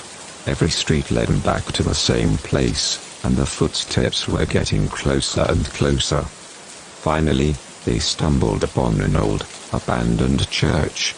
They ran inside and locked the door, hoping to find safety within its walls. As they caught their breath, they heard a voice whisper in their ears. "You can't escape the curse," the voice hissed. They turned around, but there was no one there. Suddenly, the doors to the church burst open, and a group of ghostly apparitions flooded inside. They were the cursed souls of the town, and they were seeking revenge against those who had dared to enter their domain. The friends screamed as the ghosts closed in on them, their fate sealed by the curse of the town. And so, they were lost forever in the darkness of the cursed town, their souls forever trapped within its haunted borders. There was a young woman named Alice who had just moved into a new apartment in the city. She loved the apartment's vintage charm and the large, ornate mirror that hung in the hallway. One night, Alice woke up to use the bathroom. As she walked down the hallway, she glanced at the mirror and saw a figure standing behind her in the reflection. She spun around, but there was no one there. Alice shook off the feeling of unease and went back to bed. But the next night, she woke up again and saw the same figure in the mirror. This time, she could see that it was a woman with long, dark hair and an eerie smile on her face. Alice tried to ignore the figure, but every night it appeared in the mirror, growing closer and closer to her. She started to feel like the figure was watching her every move, even when she was in other parts of the apartment. One night, Alice couldn't take it anymore. She grabbed a hammer and smashed the mirror, hoping to rid herself of the figure once and for all. But as the glass shattered, she saw the figure step out of the mirror and into the real world. It was the woman from the reflection, and she was real and terrifying. The woman lunged at Alice, her eyes glowing with an otherworldly light. Alice tried to fight her off, but the woman was too strong. In the end, she was consumed by the darkness, her soul trapped forever in the cursed mirror. And so, the cursed mirror remained in the hallway of the apartment, a haunting reminder of the woman who had lost her life to its malevolent power. There was a small, isolated village deep in the forest where strange things happened. The villagers were superstitious and believed in all sorts of legends and tales of the supernatural. One day, a young couple named Maria and Carlos moved into the village, hoping to start a new life. They were warned about the legends of the village, but they didn't believe in them. As they settled into their new home, strange things began to happen. They heard strange noises at night, and their belongings seemed to move on their own. They tried to dismiss it as their imagination, but the occurrences became more and more frequent. One night, they were awakened by a blood-curdling scream coming from outside. They ran to the window and saw a figure in the distance, draped in a long, black cloak. The figure was carrying a large scythe and seemed to be heading towards the village. The villagers were panicked and locked themselves inside their homes, but the figure continued to approach. It was the Grim Reaper, they realized, come to collect the souls of the villagers. Marie and Carlos huddled together, terrified as the figure drew closer and closer. They knew that they were next, and there was nothing they could do to stop it. Suddenly, there was a blinding flash of light, and the Grim Reaper vanished into thin air. The villagers cautiously opened their doors, unsure of what had just happened. It was then that they saw a figure standing in the center of the village. It was an old woman, with gnarled hands and a kindly face. She had saved them, using her knowledge of the supernatural to protect them from the Grim Reaper's wrath. The villagers celebrated their victory, but they knew that they had narrowly escaped the grasp of death. And so, they lived on in the village, always watching for signs of the Grim Reaper's return, and always grateful to the wise old woman who had saved their lives. Anne had always loved exploring old, abandoned buildings. So when she heard about an abandoned asylum on the outskirts of town, she couldn't resist the temptation to explore it. Late one night, she gathered her friends and they set off to explore the creepy old building. As they made their way through the dimly lit corridors, Anna couldn't shake the feeling that something was watching them. But her friends just laughed it off and continued on their way. Eventually, they stumbled upon an old room with a rusted metal door. Curiosity getting the best of her, Anna pushed the door open and stepped inside. But as soon as she did, the door slammed shut behind her, leaving her alone in the darkness. Panic set in as Anna tried to find her way out. But every time she tried the door, it wouldn't budge. And then she heard it, a low, guttural growl coming from the shadows. Anna's heart pounded as she realized she was trapped with something sinister. The growling grew louder and closer until she could feel hot breath on the back of her neck. She turned around, and there in the shadows, she saw two glowing red eyes staring back at her. Frozen in terror, Anna could only watch as the creature stepped into the dim light. It was tall and covered in matted fur, with razor-sharp claws and teeth. Anna knew she was going to die. But just as the creature lunged towards her, the door suddenly burst open, and Anna's friends rushed in to save her. Together, they fought off the creature and managed to escape the abandoned asylum. Shaken and traumatized, Anna vowed to never again underestimate the dangers of exploring abandoned buildings in the middle of the night. Once upon a time, there were 4 friends, Alex, Sam, Emily, and Jake. They loved anything that had to do with the supernatural, and one day, they decided to try out an Ouija board.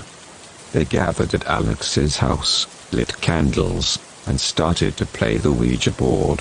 At first, nothing happened, but then the board began to spell out strange words and messages. They thought it was exciting until the atmosphere in the room started to change. Suddenly, the candles flickered and then went out, leaving them in total darkness. But it was not just darkness that enveloped the room. A putrid smell wafted through the air, causing their stomachs to churn with nausea. Then, a sudden heat filled the room, and they could feel their skin prickling with sweat. In the darkness, they could hear something moving, and then, they felt an icy cold touch on their hands. The planchette on the board started to move frantically. They couldn't stop it, and as they watched in horror, the board spelled out a name, Azazel. Suddenly, the room erupted into flames, and they could see the silhouette of a dark figure in the flames. They realized then that they had summoned an evil spirit. and it was out for revenge. They screamed for help, but the doors were locked from the outside. They could hear the sound of footsteps, and the figure's laughter grew louder as the flames grew bigger. They had to escape before they got trapped. Emily spotted a small window that was barred with metal, but she thought they could break it. They used a nearby chair to break the bars and escape. They ran outside and collapsed onto the lawn, watching in horror as the house burned to the ground. The friends were never the same after that night, haunted by the memory of what had happened. They had foolishly played with something they couldn't control, and they had paid a terrible price. It was late at night when Emily stumbled upon a Craigslist ad for a cheap apartment in the city. She had just moved to town and was desperate for a place to stay, so she quickly messaged the poster and set up a viewing for the next day. When she arrived at the apartment complex, she noticed it was in a sketchy part of town, but she brushed it off as she was in a rush to find a place to stay. The apartment itself was old and run down, with peeling paint and creaky floors, but it was all she could afford. As she was about to sign a lease, the landlord handed her a strange-looking key and warned her to always keep it with her. "Don't lose it," he said, his eyes flickering with an unsettling gleam. Emily shrugged it off and moved in that same day. However, as soon as she entered the apartment, strange things began to happen. Doors would open and close on their own, objects would move without explanation, and she could hear strange whispers in the dead of night. One night, as she was getting ready for bed, she noticed the strange key the landlord had given her was missing. Panic set in as she realized she had no way to lock her apartment door. Suddenly, she heard a creaking noise from the hallway and footsteps approaching her bedroom. Emily quickly ran to the door and tried to push it shut, but it wouldn't budge. She looked back and saw a shadowy figure emerging from the darkness, its eyes glowing with a malevolent red light. Just as it was about to grab her, Emily remembered a key the landlord had given her. She reached into her pocket and felt its strange, twisted shape. With trembling hands, she managed to insert the key into the lock, and the door slammed shut with a resounding click. The next morning, Emily packed her bags and left the apartment, never to return. But as she walked away, she could feel the landlord's sinister gaze following her every step, and she knew she had narrowly escaped a fate worse than death.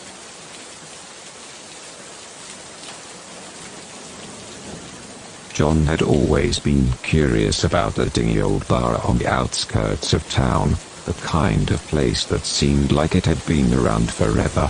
He had heard stories about the bar's colorful past, stories of wild parties, fights, and even a few deaths. John had always wanted to explore the bar's hidden corners, and one night, he got his chance. As he was finishing his drink, he noticed a door behind the bar that he had never seen before. It was old and worn, and looked like it had been opened in years. When John asked the bartender about it, the man simply shrugged and said, "It's just a storage room. Nothing to see down there." John's curiosity got the better of him, and he decided to investigate. He waited until the bartender was distracted, then slipped behind the bar and opened the door. A musty smell hit him immediately, and he felt a chill run down his spine as he descended the stairs into the basement. As he walked through the dimly lit basement, John noticed strange symbols painted on the walls, and strange, arcane objects scattered around the room. He felt uneasy, like he was somewhere he didn't belong, but he couldn't help but feel drawn in. Suddenly, he heard a strange noise coming from a corner of the room. It was a low, guttural growl, like nothing he had ever heard before. John felt a shiver run down his spine as he cautiously approached the source of the noise. What he found was something that defied belief. In a small cage in the corner of the room, there was a creature that looked like it had been ripped straight out of a nightmare. It was half human, half animal, with razor-sharp claws and glowing red eyes that seemed to burn into John's soul. John stumbled backward, trying to run away from the monster. But as he turned to flee, he saw that the door to the basement had been locked from the outside. Panic set in as John realized that he was trapped in the basement with the creature. He searched frantically for a way out, but there was none. As the creature drew closer, John could feel his heart pounding in his chest. He closed his eyes and braced for the inevitable attack. But to his surprise, nothing happened. When he opened his eyes, the creature was gone, and the door to the basement was unlocked. John stumbled out of the bar, shaken to his core by the experience. From that day forward, he never ventured into the unknown again.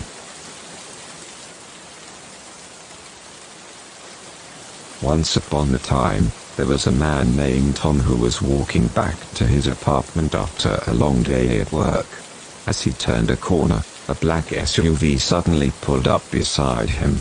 Two men dressed in black got out and grabbed Tom, quickly shoving him into the back of the vehicle. Tom tried to scream, but a cloth was shoved into his mouth, muffling his cries for help. The SUV sped off, taking him to an unknown location.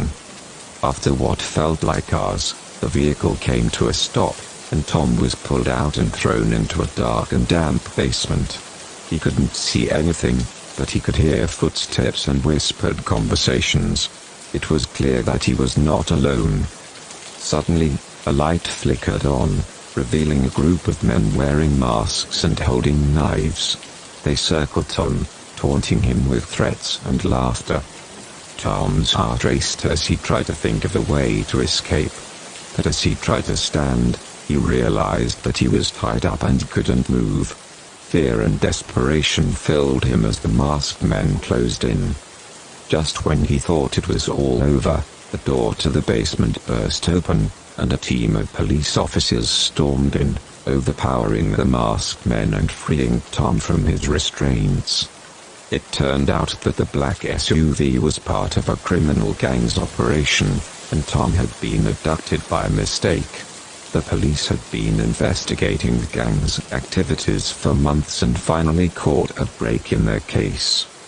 Tom was shaken and traumatized by the experience, but relieved to be alive. He was grateful to the police for rescuing him and vowed to never take his safety for granted again.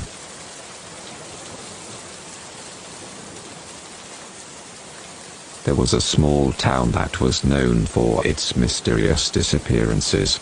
People would vanish without a trace, leaving their loved ones with nothing but questions and fears. The townsfolk whispered about a cursed forest that surrounded the town, and how the forest was said to be the reason for the disappearances. One day, a group of friends decided to explore the forest. They had heard the stories and wanted to see if they were true. As they walked deeper into the woods, they began to feel a sense of unease. The trees seemed to be closing in on them, and strange noises echoed around them. As they walked, they noticed a faint light in the distance. Curious, they followed it until they came across an old cabin.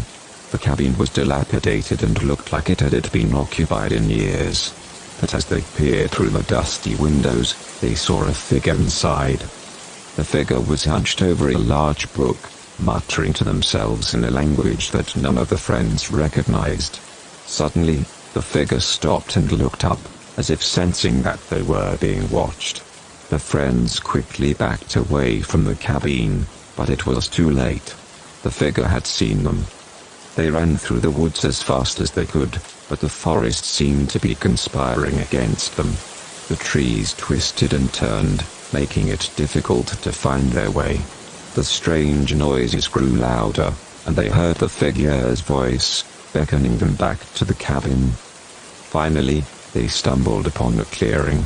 In the center of the clearing was a large tree with gnarled roots that seemed to stretch out in all directions.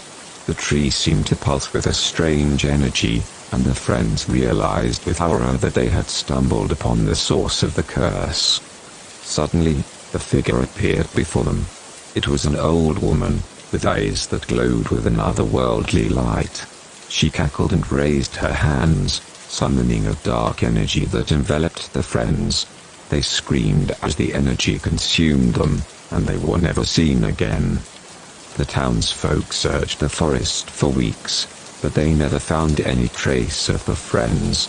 Some say that they were swallowed by the cursed forest, while others believe that they were taken by the old woman and sacrificed to the tree. But one thing was certain, no one ever dared to venture into the cursed forest again.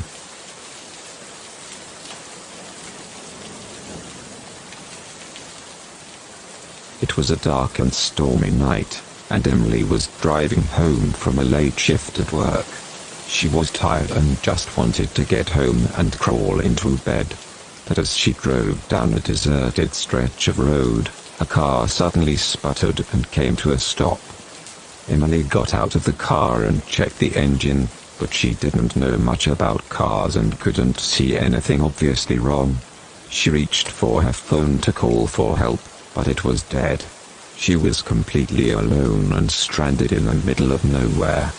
As she stood there, trying to figure out what to do, she heard a sound in the distance. It was faint at first, but grew louder and more distinct with each passing moment. It was the sound of footsteps, coming closer and closer. Emily looked around, but couldn't see anyone in the darkness. She called out, but there was no response. The footsteps kept getting louder, until finally, a figure emerged from the shadows. It was a man, dressed in tattered clothes and carrying a large, rusty wrench. Emily's heart raced as she realized that she was completely vulnerable and at the mercy of this stranger. The man approached her with a sinister grin on his face. Emily tried to back away, but he was too fast. He raised the wrench high above his head and brought it down with a sickening thud. Emily woke up in a hospital bed, her body battered and bruised. The police told her that she had been found on the side of the road, unconscious and badly bitten. They had no leads on who had attacked her, but they promised to keep looking. Emily never forgot that night, and she never drove alone on deserted roads again. She knew that the world was full of dangers, and that sometimes there was no way to escape them.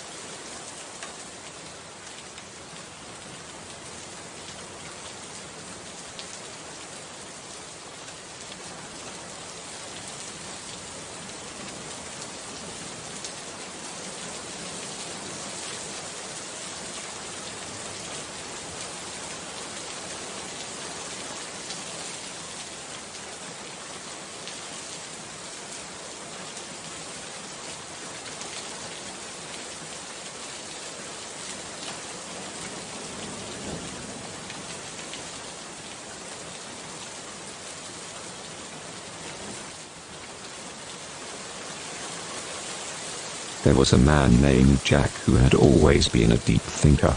He was constantly pondering the mysteries of the universe and the meaning of life, but the more he thought, the more he felt trapped inside his own mind.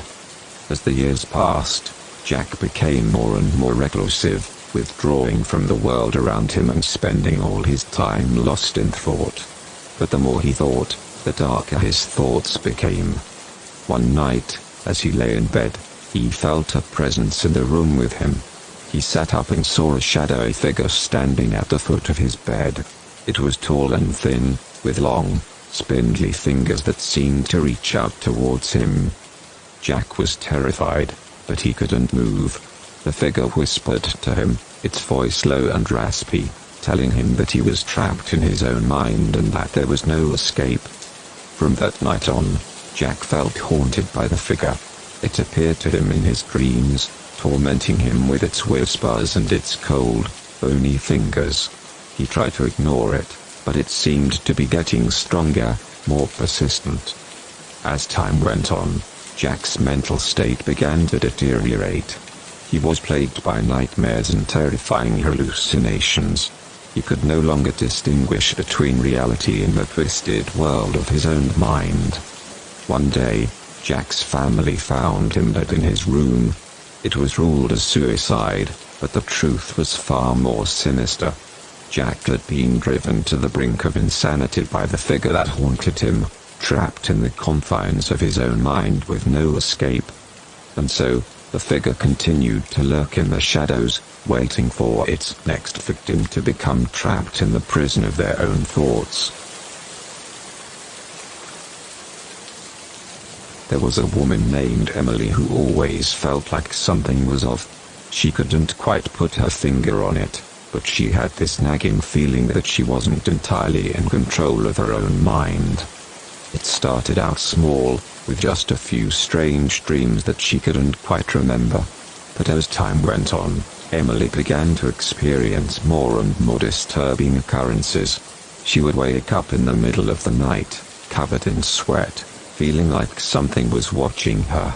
She started to hear strange whispers in her head, telling her to do things that she knew were wrong.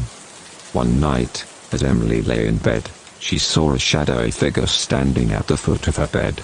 It was tall and thin, with long, spindly fingers that seemed to reach out towards her. Emily tried to scream, but no sound came out. The figure spoke to her in a voice that was not quite human, telling her that it was from another realm and that it had chosen her to be its vessel. Emily was horrified, but she couldn't resist the creature's control over her mind. As the days went by, Emily's behavior became more erratic. She would have outbursts of anger or sadness for no apparent reason. She would go for long periods of time without eating or sleeping, lost in the twisted world of her own mind. Eventually, Emily's friends and family became worried about her. They tried to reach out to her, but she was distant and unresponsive. They knew something was wrong, but they couldn't quite put their finger on it. One day, Emily disappeared without a trace. Her family and friends searched for her, but she was nowhere to be found. It was as if she had vanished into thin air. Years went by, and people began to forget about Emily. But in the shadows, the shadowy figure continued to lurk, waiting for its next victim to become a vessel for its otherworldly powers. There was a small town that was known for its dark history. The town was built on the ruins of an ancient civilization, and many believed that the spirits of the dead still roamed the area. The townspeople did their best to ignore the rumors, but they couldn't deny the strange occurrences that seemed to happen all too frequently. One day, a group of teenagers decided to explore the ruins of an old abandoned house on the outskirts of town. The house had been abandoned for years, and many believed it was cursed. But the teenagers were young and fearless, and they didn't believe in curses or ghosts. As they made their way through the old house, they started to feel uneasy. The air was thick with an oppressive energy, and the darkness seemed to close in around them. Suddenly, They heard a low, guttural growl coming from the shadows. The teenagers froze, their hearts pounding in their chests. They looked around, but they couldn't see anything. Then, out of the darkness, a pair of glowing red eyes appeared. The eyes seemed to follow them as they ran through the house, trying to escape the unseen creature. But the creature was too fast, too powerful. It hunted them through the shadows, its growls getting closer and closer. They could feel its hot breath on the back of their necks as they stumbled and fell, desperately trying to find a way out. In the end, only one of the teenagers made it out alive. He never spoke of what he saw in the darkness of that old house, but his eyes held a haunted look that never quite went away. And the town continued to whisper about the curse that had claimed the lives of so many over the years, a curse that they knew deep down they could never escape. Sophie had been on Tinder for months, swiping left and right in search of her perfect match. She had almost given up hope when she came across Mark's profile. He seemed like the perfect guy, tall, handsome, and with a charming smile that made her heart skip a beat. They exchanged messages for a few days and agreed to meet for a date at a local coffee shop. Sophie was nervous, but excited. She had a good feeling about Mark. When she arrived at the coffee shop, Mark was already there, sitting at a table in the corner. He smiled and stood up when he saw her, and Sophie felt her nerves ease a bit. The date started off well. They talked about their interests, their jobs, and their families. Sophie felt like she had finally found someone she could connect with. But as the night wore on, Mark started to act strangely. He kept staring at her with a cold, dead look in his eyes. He stopped smiling and became quiet, his body tense. Sophie tried to make small talk, but Mark didn't seem interested in anything she had to say. Then, out of nowhere, Mark reached across the table and grabbed her wrist. His grip was tight, his fingers digging into her skin. Sophie tried to pull away, but he wouldn't let go. "Let's go back to my place," he said, his voice low and menacing. Sophie's heart raced. She tried to shake off his grip, but he was too strong. She realized too late that she had made a grave mistake by coming here alone with a stranger. Mark led her out of the coffee shop and into his car. The ride was silent, except for the sound of Sophie's rapid breathing. She tried to calm herself down, to think of a way to escape, but her mind was blank. When they arrived at Mark's house, he dragged her inside and locked the door. Sophie felt like she was in a nightmare. She tried to run, but Mark was too fast. He tackled her to the ground and held her there, his eyes cold and lifeless. Sophie knew then that she was going to die. She screamed for help, but no one came. Mark had planned this all along, and now he was going to make her pay for his twisted desires. Sophie closed her eyes, waiting for the end. But then, she heard a noise outside the window. It was the sound of breaking glass, followed by a loud shout. Suddenly, the door burst open, and a group of police officers rushed in. Mark was arrested, and Sophie was rescued. It took her years to recover from the trauma of that night, but she never forgot the hero who had saved her life. And she never went on another Tinder date again.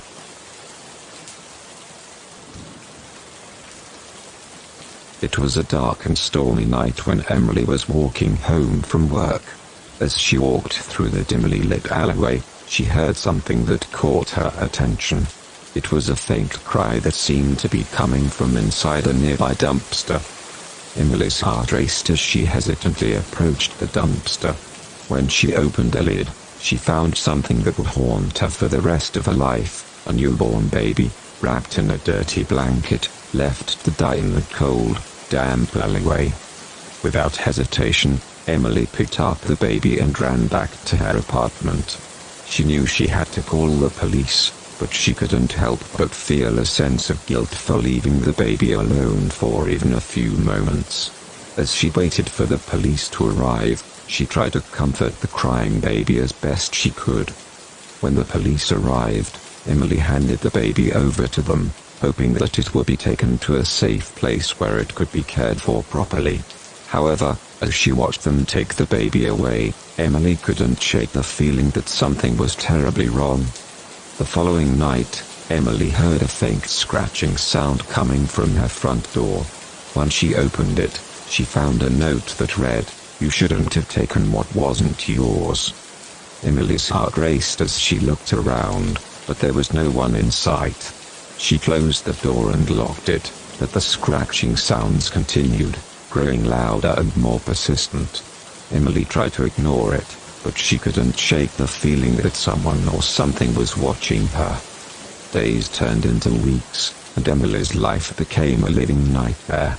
She was constantly followed by an eerie feeling of being watched, and strange things began to happen around her apartment.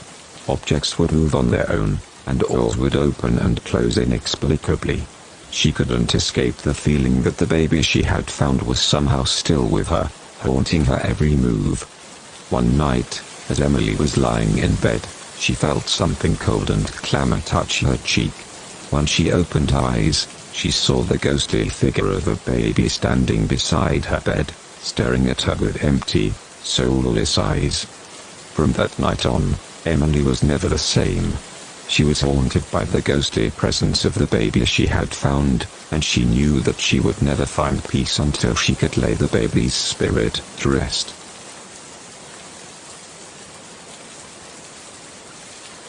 It was a dark and stormy night, and Emma was driving home alone after a late shift at work. She was tired and just wanted to get home to her warm bed, but as she drove down the desolate country road, she noticed a figure walking in the middle of the road ahead. Emma slowed down and tried to swerve around the person, but they suddenly jumped in front of her car. Emma slammed on the brakes, and the figure disappeared into the night.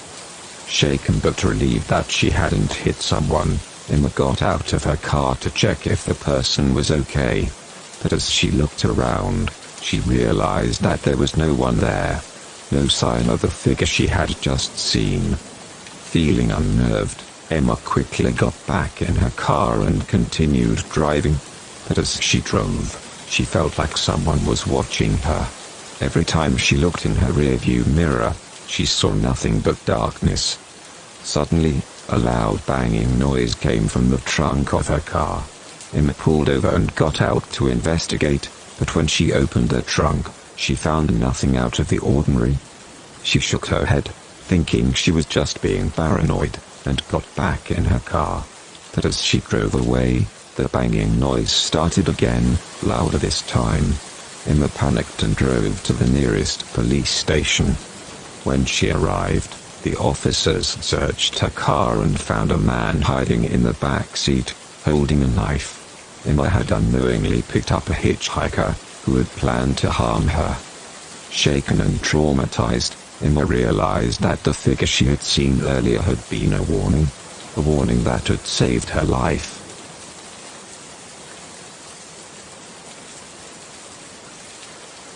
Mary had always been afraid of the dark. Even as a child, she never wanted to be left alone in a dark room or hallway. As an adult, she made sure to always have a nightlight in her bedroom, even though she felt silly about it. One night, Mary's power went out during a storm. She fumbled for her phone, trying to use the flashlight app to guide her through the darkness. She made her way to the bathroom, but as she turned on the faucet to wash her hands, she heard a faint whispering sound. At first, she thought it was just the wind howling outside, but the sound grew louder and more distinct. It sounded like a voice, but she couldn't make out what it was saying. Suddenly, the whispering stopped, and the room fell completely silent. Mary felt like something was watching her, and she quickly splashed water on her face and left the bathroom. As she walked down the hallway, she saw a figure standing at the end of it. It was a tall, dark figure, with long arms and legs that seemed to stretch out impossibly far. Mary froze in terror, unable to move or scream. The figure started moving towards her, slowly but deliberately, and Mary could feel its cold breath on her neck. She tried to run, but her legs wouldn't move. The figure was getting closer and closer, and Mary knew she was about to be consumed by its darkness. Suddenly, the power came back on, and Mary found herself alone in the hallway. She breathed a sigh of relief, thinking it had all been her imagination. But as she turned to go back to her bedroom, she saw a pair of glowing eyes in the darkness, and she knew that the darkness had never truly left her.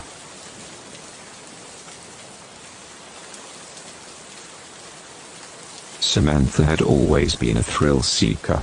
She loved pushing herself to the limit, whether it was bungee jumping off a bridge or skydiving from a plane. So when she decided to go scuba diving in the Great Barrier Reef, she thought it would be just another exciting adventure. But things quickly went wrong. She was diving with a group, but they became separated in the murky water. Suddenly, she felt something wrap around her leg. She tried to kick it off, but it wouldn't budge. Panicking, she looked down and saw a giant octopus clinging to her. Samantha tried to swim away, but the octopus held on tight, its tentacles squeezing her leg with unbelievable force. She tried to fight back, but the creature was too strong. As she struggled, she felt herself growing weaker and weaker, her breaths becoming shallower and shallower. Just as she was about to lose consciousness, she saw a flash of light. It was a rescue diver, coming to her aid. But as the diver got closer, Samantha realized that it wasn't a human at all. It was some kind of underwater creature, with jagged teeth and glowing eyes. The creature grabbed Samantha and dragged her deeper into the water, away from the safety of the surface. Samantha tried to scream, but water filled her lungs. She felt her body growing colder and more numb, and she knew that this was it. She was going to die. But then, she felt a sudden burst of warmth. She opened her eyes and saw that she was floating in a bright, peaceful place. She realized that she was no longer in the ocean, but somewhere else entirely. The voice spoke to her, telling her that she had been given a second chance at life, but that she would never forget what she had seen. Samantha woke up in a hospital bed, surrounded by concerned friends and family. She tried to tell them about the creature that had attacked her, but they dismissed it as a hallucination. Samantha knew the truth, though. She had faced a horror beyond her wildest nightmares, and she would never forget it.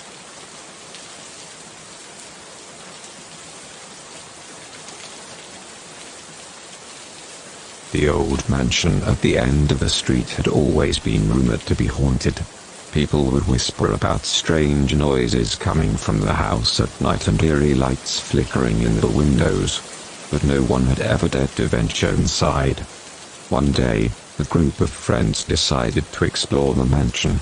They were skeptics, convinced that the rumors were just a myth. They entered through a broken window and started to explore the dusty old rooms. As they climbed the stairs to the second floor, they heard a faint whispering sound. At first, they dismissed it as just their imagination. But as they got closer to the source of the sound, the whispers grew louder and more distinct. They followed the sound to a locked door. One of the friends pulled out a set of lockpicks and managed to open the door. As they stepped inside, they found themselves in a room filled with old dolls. The dolls seemed to be watching them with lifeless eyes, and their clothes and hair were tangled and filthy. But there was one doll that stood out from the rest. It was a porcelain doll with curly blonde hair and a lace dress. It looked almost human. As they approached the doll, they heard a faint giggling sound. Suddenly, the doll's head turned to face them, and it spoke in a soft, eerie voice. "Thank you for coming to play with me," it said. The friends were paralyzed with fear. They tried to leave the room, but the door wouldn't budge. The dolls' eyes followed them as they frantically searched for a way out. Then, they heard a creaking sound. The floorboards beneath them began to shift and crack. They realized too late that they were standing on a trapdoor, and it was about to give way. With a loud crash, the floor collapsed beneath them, and they fell into a dark, dusty basement. As they struggled to their feet, they realized that they were not alone. The dolls from the room above had followed them, and they were now crawling towards them with twisted, demonic expressions on their faces. The friends screamed as the dolls closed in around them, their fingers clawing at their flesh.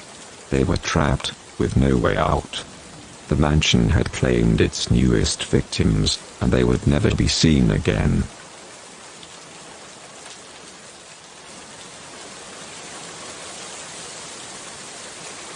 Martha loved collecting dolls, but her favorite doll was a vintage porcelain doll that she had found at an antique shop.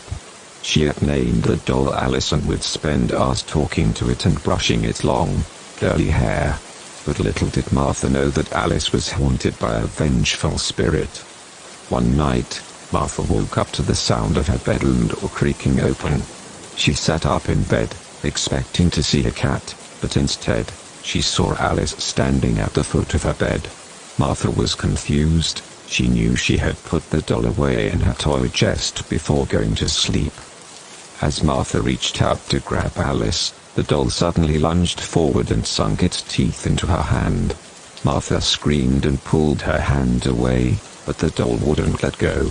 Martha tried to shake the doll off, but it just clung on tighter and tighter. Finally, Martha managed to free herself and threw the doll across the room. As soon as Alice hit the wall, Martha heard a blood-curdling scream that echoed throughout the room. She turned on the lights, but the doll was nowhere to be seen. From that night on, Martha would often hear strange noises in her bedroom at night. Footsteps, whispers, and the sound of something scratching at the walls. And whenever she tried to sleep, she could feel a cold presence looming over her, watching her every move.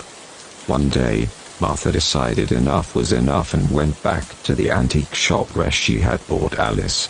She asked the shopkeeper about the doll and learned that it had belonged to a young girl who had died under mysterious circumstances. From then on, Martha got rid of all her dolls and never collected them again. But she still heard the whispers and felt the cold presence in her room every night, a constant reminder of the haunted doll that had terrorized her.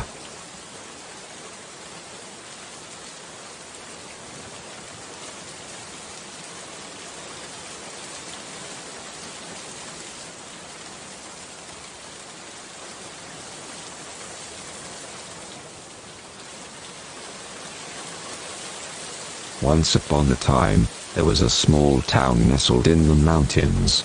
The townspeople were friendly and welcoming, but they had a deep, dark secret that they kept hidden from outsiders. Every year, on the night of the full moon, a creature would come down from the mountains and terrorize the town. The townspeople called it the moon beast, and they would lock themselves in their homes, praying that it wouldn't find them. One year, a group of outsiders arrived in town on the night of the full moon. They had been traveling through the mountains and had no idea about the moon beast.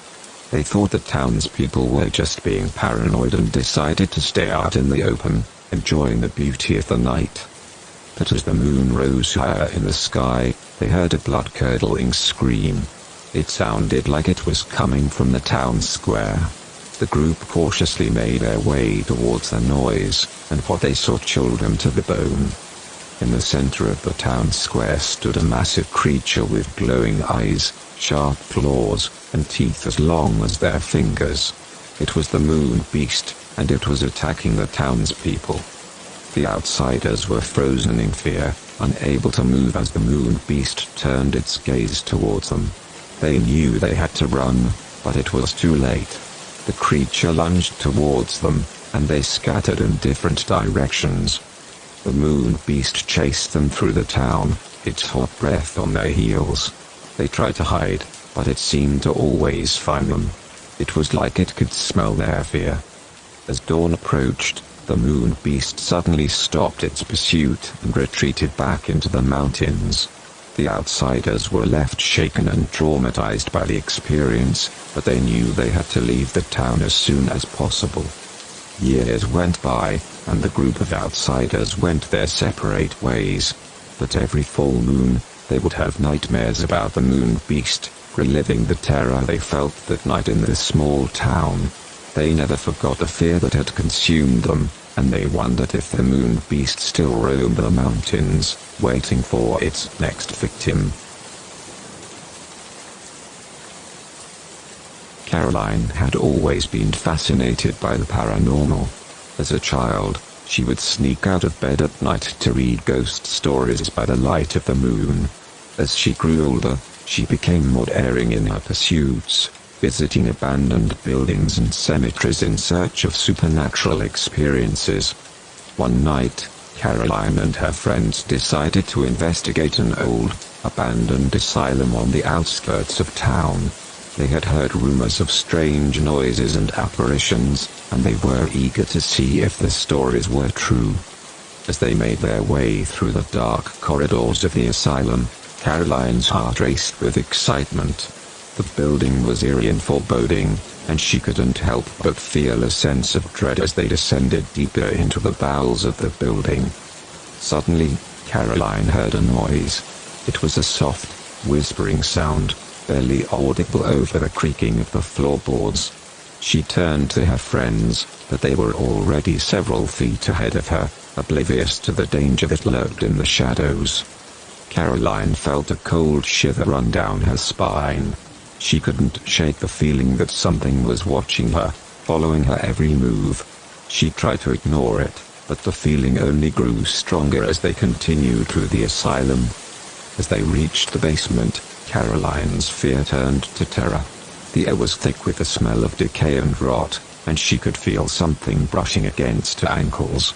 She looked down and saw the flicker of a shadow, moving quickly through the darkness. Panicking, Caroline turned to run, but she felt something grab hold of her ankle. She screamed, struggling to free herself from the unseen grasp, but it was too strong. She was pulled down, dragged into the darkness by the malevolent force that haunted the abandoned asylum. Her friends never saw her again.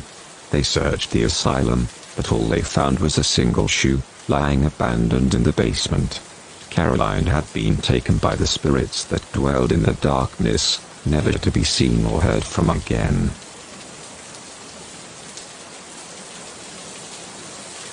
Lena had always been fascinated by the paranormal. She loved reading ghost stories and watching horror movies, but she never expected to encounter something truly terrifying in real life. One night, while walking home from her friend's house, Lena felt like she was being followed. She turned around and saw a shadowy figure in the distance, watching her. It was too dark to make out any features, but Lena could feel its gaze fixed on her. She tried to shake off the feeling and quickened her pace, but the figure kept pace with her, always just out of sight. Lena started to feel panicked and decided to cut through a nearby park to get home faster. As she made her way through the park, Lena heard footsteps behind her. She turned around and saw the shadowy figure again, now only a few feet away.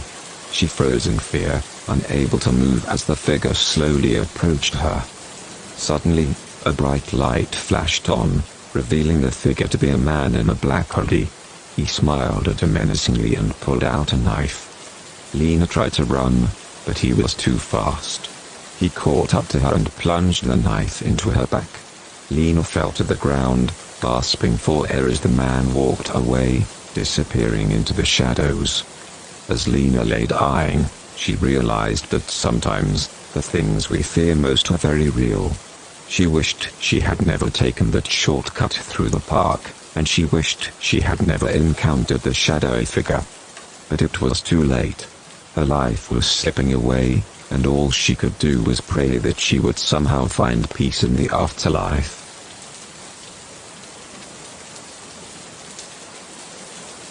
As soon as Sarah stepped inside the abandoned house, She knew something was wrong. The air was thick and musty, and the shadows seemed to move of their own accord. Despite the sense of unease that washed over her, she pressed on, determined to explore every inch of the place. As she climbed the stairs to the second floor, she heard a faint whisper. She couldn't make out what it was saying, but it was enough to send chills down her spine.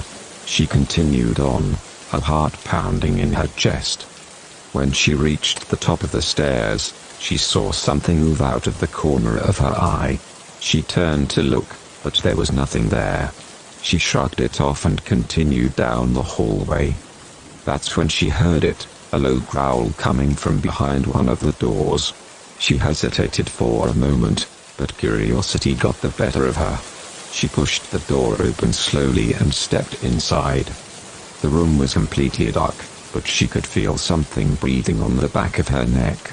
She tried to turn around, but she was paralyzed with fear. The breathing grew louder and more intense, until it was almost suffocating. Suddenly, the lights flickered on, and Sarah saw the source of the breathing. It was a ghostly figure, hovering in the air right in front of her. Its eyes were empty sockets, and its face twisted into a grotesque sneer. Sarah tried to scream, but no sound came out. The ghostly figure lunged at her, and everything went black. When Sarah woke up, she was lying on the floor in the hallway. She scrambled to her feet and ran down the stairs, desperate to get out of the house. As she reached the front door, she felt something cold and clammy grab her ankle. She screamed and kicked at it, but it wouldn't let go. Just when she thought she was going to be dragged back into the house, the hand released her. She stumbled outside, gasping for air. As she looked back at the house, she saw the ghostly figure standing in the doorway, watching her with its empty eyes. Sarah knew she would never be the same after that experience.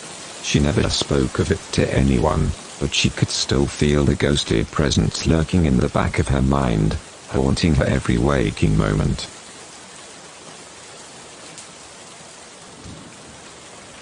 John woke up disoriented and in complete darkness. He tried to move his arms and legs but found himself tied to a cold metal chair. Panic set in as he realized he couldn't remember how he ended up here or where he was. The last thing he remembered was leaving the bar late at night, and now he was here, in this dark and eerie place. He yelled for help, but no one answered. The air was thick and musty, and the only sound he heard was the faint dripping of water somewhere in the distance. He tried to remember how he got here, but his mind was blank. Days went by, and John was still in the same place. He tried to conserve his energy and ration the little food and water he was given. He tried to break free from the ropes that tied him to the chair, but they were too tight. As the days went on, John began to lose track of time. His only companions were the rats that scurried around in the darkness, and the unbearable stench that filled the air. He prayed for a way out and hoped that someone would come to his rescue. One day, the door to the cellar opened, and a figure emerged from the darkness. John couldn't make out who it was, but he knew it wasn't someone who was going to help him. The figure approached him, holding a rusty knife in its hand. John tried to plead for his life, but the figure didn't seem to care. It slowly walked towards him, the knife glinting in the dim light. John closed his eyes, ready for the worst, but the figure just cut the ropes that bound him to the chair and left. John was free, but he was alone in the dark cellar, without any idea of how to get out. He stumbled around, searching for a way out, but all he found was a small crack in the wall.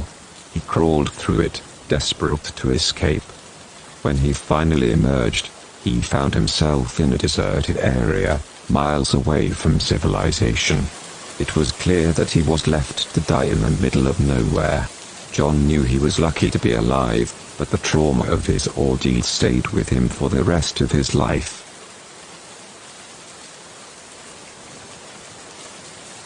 It was the middle of the night. and Emily was driving home from a late shift at work. As she drove down the dark, winding road, she couldn't shake the feeling that she was being followed. Every time she looked in her rearview mirror, she saw nothing but darkness. But still, she felt a presence behind her, as if someone or something was lurking just out of sight. Suddenly, Emily's headlights illuminated a figure in the road ahead of her. It was a woman, dressed in a tattered gown, with long, tangled hair that hung in her face. Emily slowed her car to a stop and rolled down her window. "Do you need help?" she asked. The woman didn't respond. Instead, she simply stood there, staring at Emily with empty eyes. Feeling uneasy, Emily began to back her car up. But as she did, she heard a thud, as if something had landed on the roof of her car. Emily looked up and saw the woman's face pressed against her window, her mouth open in a silent scream. Emily screamed and hit the gas, speeding away from the woman as fast as she could. But even as she drove away, Emily could hear the woman's eerie laughter echoing in her ears, and she knew that she would never be able to forget that terrifying encounter.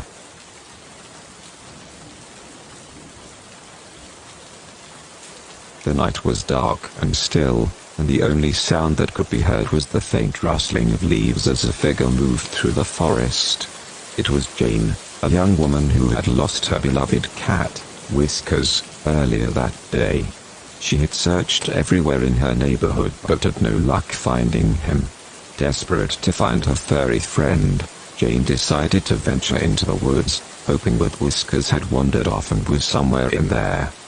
As she walked deeper into the woods, Jane realized that she had forgotten to bring a flashlight. She cursed herself for the oversight but kept moving forward, using the moonlight to guide her way. It wasn't long before she heard a faint meowing in the distance. Jane's heart leapt with joy as she followed the sound, convinced that it was Whiskers. The meowing grew louder as she drew closer to the source. Eventually, Jane found herself standing in front of a large, abandoned house that looked like it had been lived in for years. The sound was coming from inside, and she immediately thought of Whiskers being trapped inside. Without hesitation, Jane pushed open the creaky front door and stepped inside. The air was musty and stale, and the only light came from the moonbeams shining through the dirty windows. As she walked through the house, following the sound of Whiskers meowing, Jane couldn't shake off the feeling that she was being watched. Suddenly, the meowing stopped, and Jane froze in her tracks. She listened intently, but there was no sound coming from the house anymore. Then, she heard a low growling sound coming from somewhere behind her. She slowly turned around, and her blood ran cold as she saw a pair of glowing eyes staring back at her. Jane stumbled backward and fell to the ground, her heart racing with fear. She scrambled to her feet and ran towards the front door, but it was blocked by an unseen force. Panic set in as she realized that she was trapped in the house with whatever was watching her. The growling grew louder and closer, and Jane could feel hot breath on the back of her neck. She screamed for help, but no one could hear her cries in the depths of the woods. The last thing she remembered was the sound of her own screams as she was dragged deeper into the darkness, never to be seen again. Some say that if you venture into the woods at night, you can still hear the faint sound of Whiskers meowing and the low growling of the creature that took Jane. So, be warned, and never go searching for your lost pets alone in the woods at night.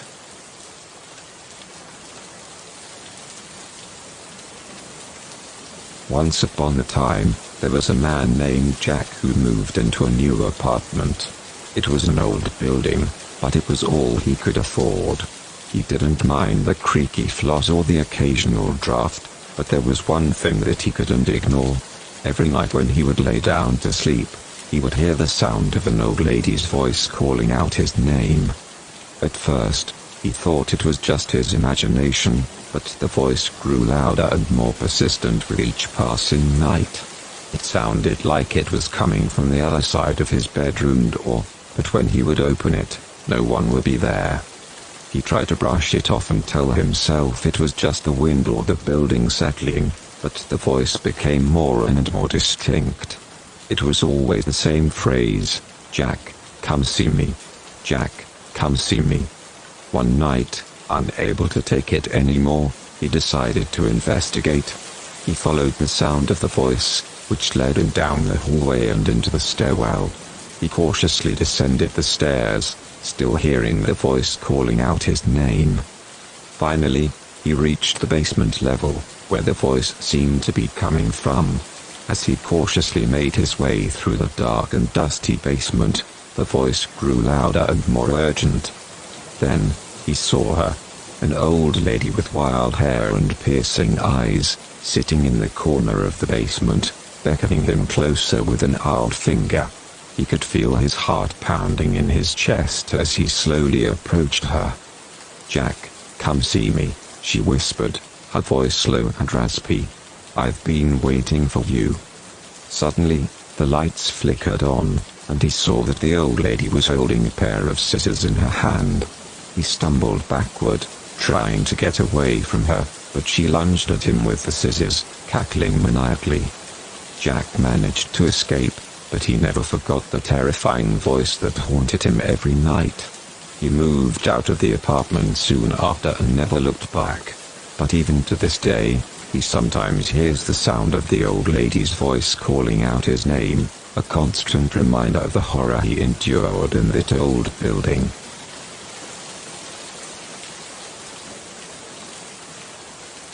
Maggie had always been fascinated with the paranormal.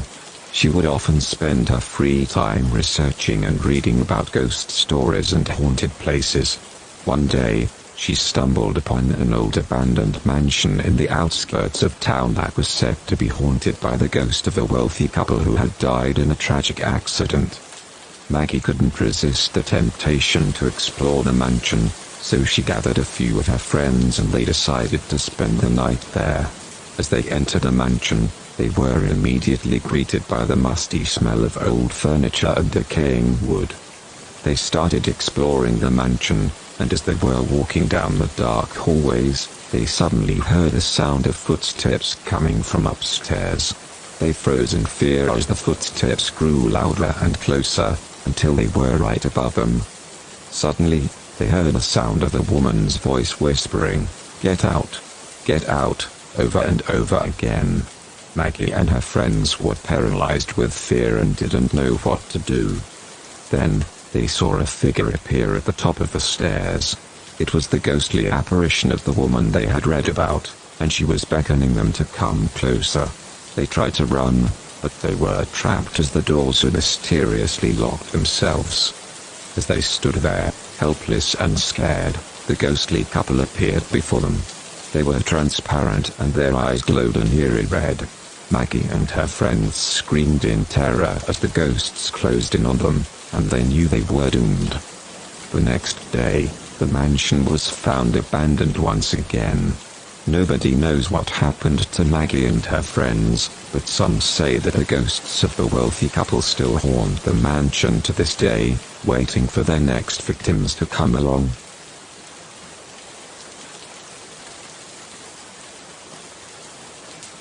Sarah loved collecting antique dolls. The house was filled with them, all arranged neatly on shelves and in display cases. She spent hours poring over auction listings and scouring flea markets for the perfect additions to her collection. One day, Sarah stumbled upon a doll that caught her eye. It was a beautiful porcelain doll with long, curly hair and a frilly dress. The doll's eyes seemed to follow Sarah wherever she went, and she couldn't resist buying it. As soon as Sarah brought the doll home, strange things began to happen. She would wake up in the middle of the night to find the doll had moved from its shelf to her bedside table. She would hear tiny footsteps and giggling coming from the doll's room, even though she knew no one else was in the house. Sarah began to feel uneasy around the doll. Its eyes seemed to bore into her soul, and she felt like it was watching her every move.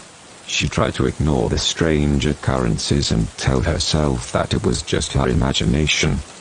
But things only got worse.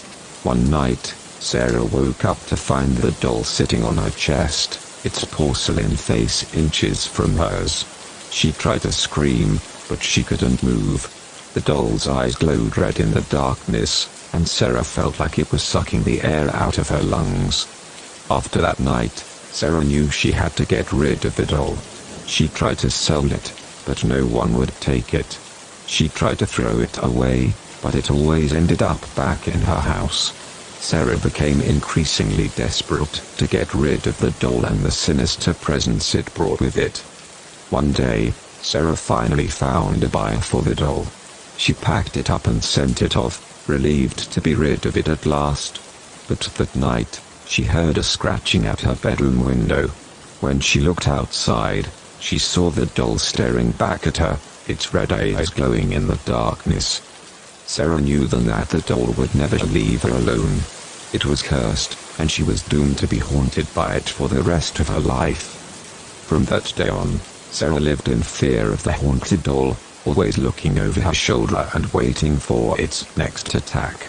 She knew she could never escape its clutches, and that it would always be there, waiting to torment her.